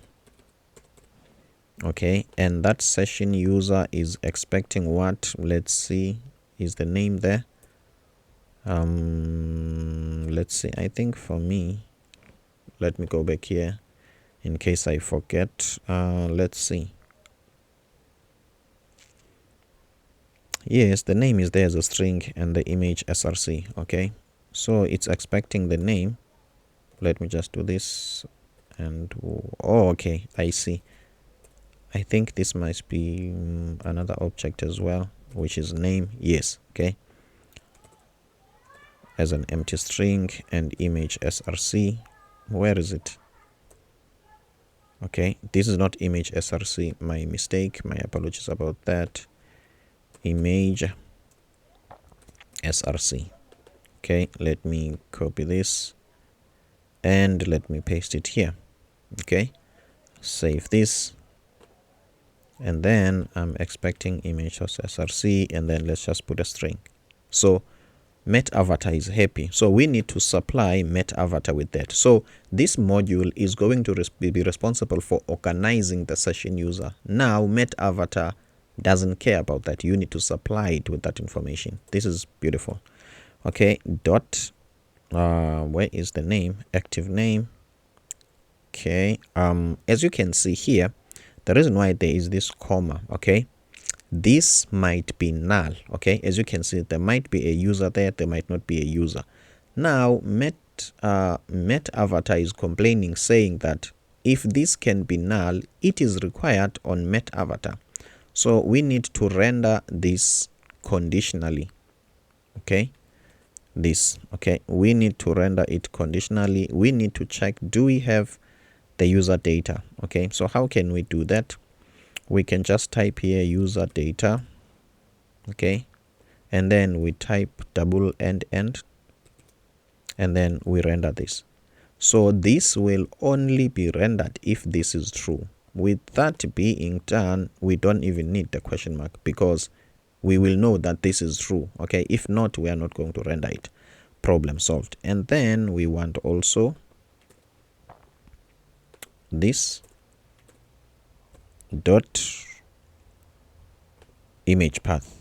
Now we need to be careful here. Okay, remember the image path doesn't have a /, and also it doesn't point to our server. Okay, so we need to know where is our server. Here is our server, this one. Okay, if you remember back then, I told you that my path will always have this / here. Okay, so let's do that on the path. On the image path, let's use the backticks and put this guy here, and then we are going to do this so that we can put this guy here. Now the Met Avatar will be happy. Okay, as you can see, I am modifying my library with you. With that being done, let's test if it works. Work on it. If everything works well, we need to update it. There. My apologies about that. And then let's go back. We want to be here. Now the Met Avatar has got the details. Okay, as you can see, the Met Avatar has got the details. Okay, I'm happy with this. I'm happy with Met Avatar. It works. It has got some options. Okay, I don't think we really want to edit the profile. I don't think we really want to edit the studio. I don't think we really want to create things here. And this tutorial is not about me creating my own library in front of you. It's about me helping you or sharing my knowledge. So the only thing that I think is important, okay, it's the logout. Okay, even the logout, we can, what can I say, we can do it on a different video. Okay, the reason why I'm saying so, because the Met Avatar, it's a reusable component, so I don't have to clean it with you. Okay, I respect your time. I hope you do understand why I'm going to jump this thing now. Okay, because I don't have to do it with you. It's something that I will do it on my own. On the next video, I will tell you what I did. Maybe I will choose to have a logout, and then I will still need to create a corresponding module for the logout. Okay, so guys, I am happy with this. Okay, I am happy with this. What else do we need to do? This has been a long one, okay? Believe me, it has been a long one, and I'm also starting to feel for you, okay? It's been a while since you've been checking here and following me and okay? So let me give you a break. Otherwise, for me, I still want to continue. Believe me, this is interesting and I'm enjoying myself, okay? But also, I must think for you, man. It's been a while since you've been watching me here getting confused. So if you have made it this far, thank you so much and congratulations. So guys, let's try to wrap things up and see what we have done. Okay, so now we can register, and at the same time, when we get to home, okay, when we get to home, we can get the active user. Okay, I think that's all, guys. Even though I would like to continue, I'm tempted to get into Next.js middleware, but let's see. Okay, as you can see, guys, we were almost like past 2 hours, and remember, we've got a session before this one, so maybe it will make it more than 3 hours. Okay, I hope you are enjoying and I hope you are learning. Okay, the only thing that I can do with you, but still I'm going to work on this met avatar. There is no need for me to copy it to the met component, but let me do it anyway. Okay, let's see, met avatar. Okay, here is met avatar. So now it's going to be this one. Okay, use active user. Where is this coming from hook? It cannot find this module. Okay, don't we have hooks here? We have hooks. Use active user is here. Okay, so if you don't find it, that's not my problem. As you can see, guys, also this type, I have copied the wrong thing. Okay, this is the JSX. Okay, this is the JSX. It's not the reusable component. Okay, as you can see, guys, this is the JSX. What we want to do, we want to check the met avatar. Here is the met avatar as part of the library. As you can see now, it looks like there is nothing much. You are going to get the UI from the ShadCn when it's installed on the client's computer. So we are happy with these errors. Not a problem. Okay, guys, I'm Matthew Msingati. I'm the designer and developer from South Africa. I hope you are learning something. Okay, if you do, please do me a favor and hit that subscribe button. Please, guys, come here if you might want me to help you with something specifically. Maybe I can help you with your own application and do some consultancy, or I can teach you specifically how to go from an average developer to be at least a better developer. Okay, please come here and give me your name and your email, and we will see what we can do. Don't forget that I've got coded UI here to teach you coded design. If you might want the PHP code, please check my Substack, okay, so that you can get the updated PHP code. And where is it? I even forgot now. Here is it. Okay, I will put this there so that you can copy and paste. I hope you been enjoying, and thank you so much for making it this far. See you on the next one.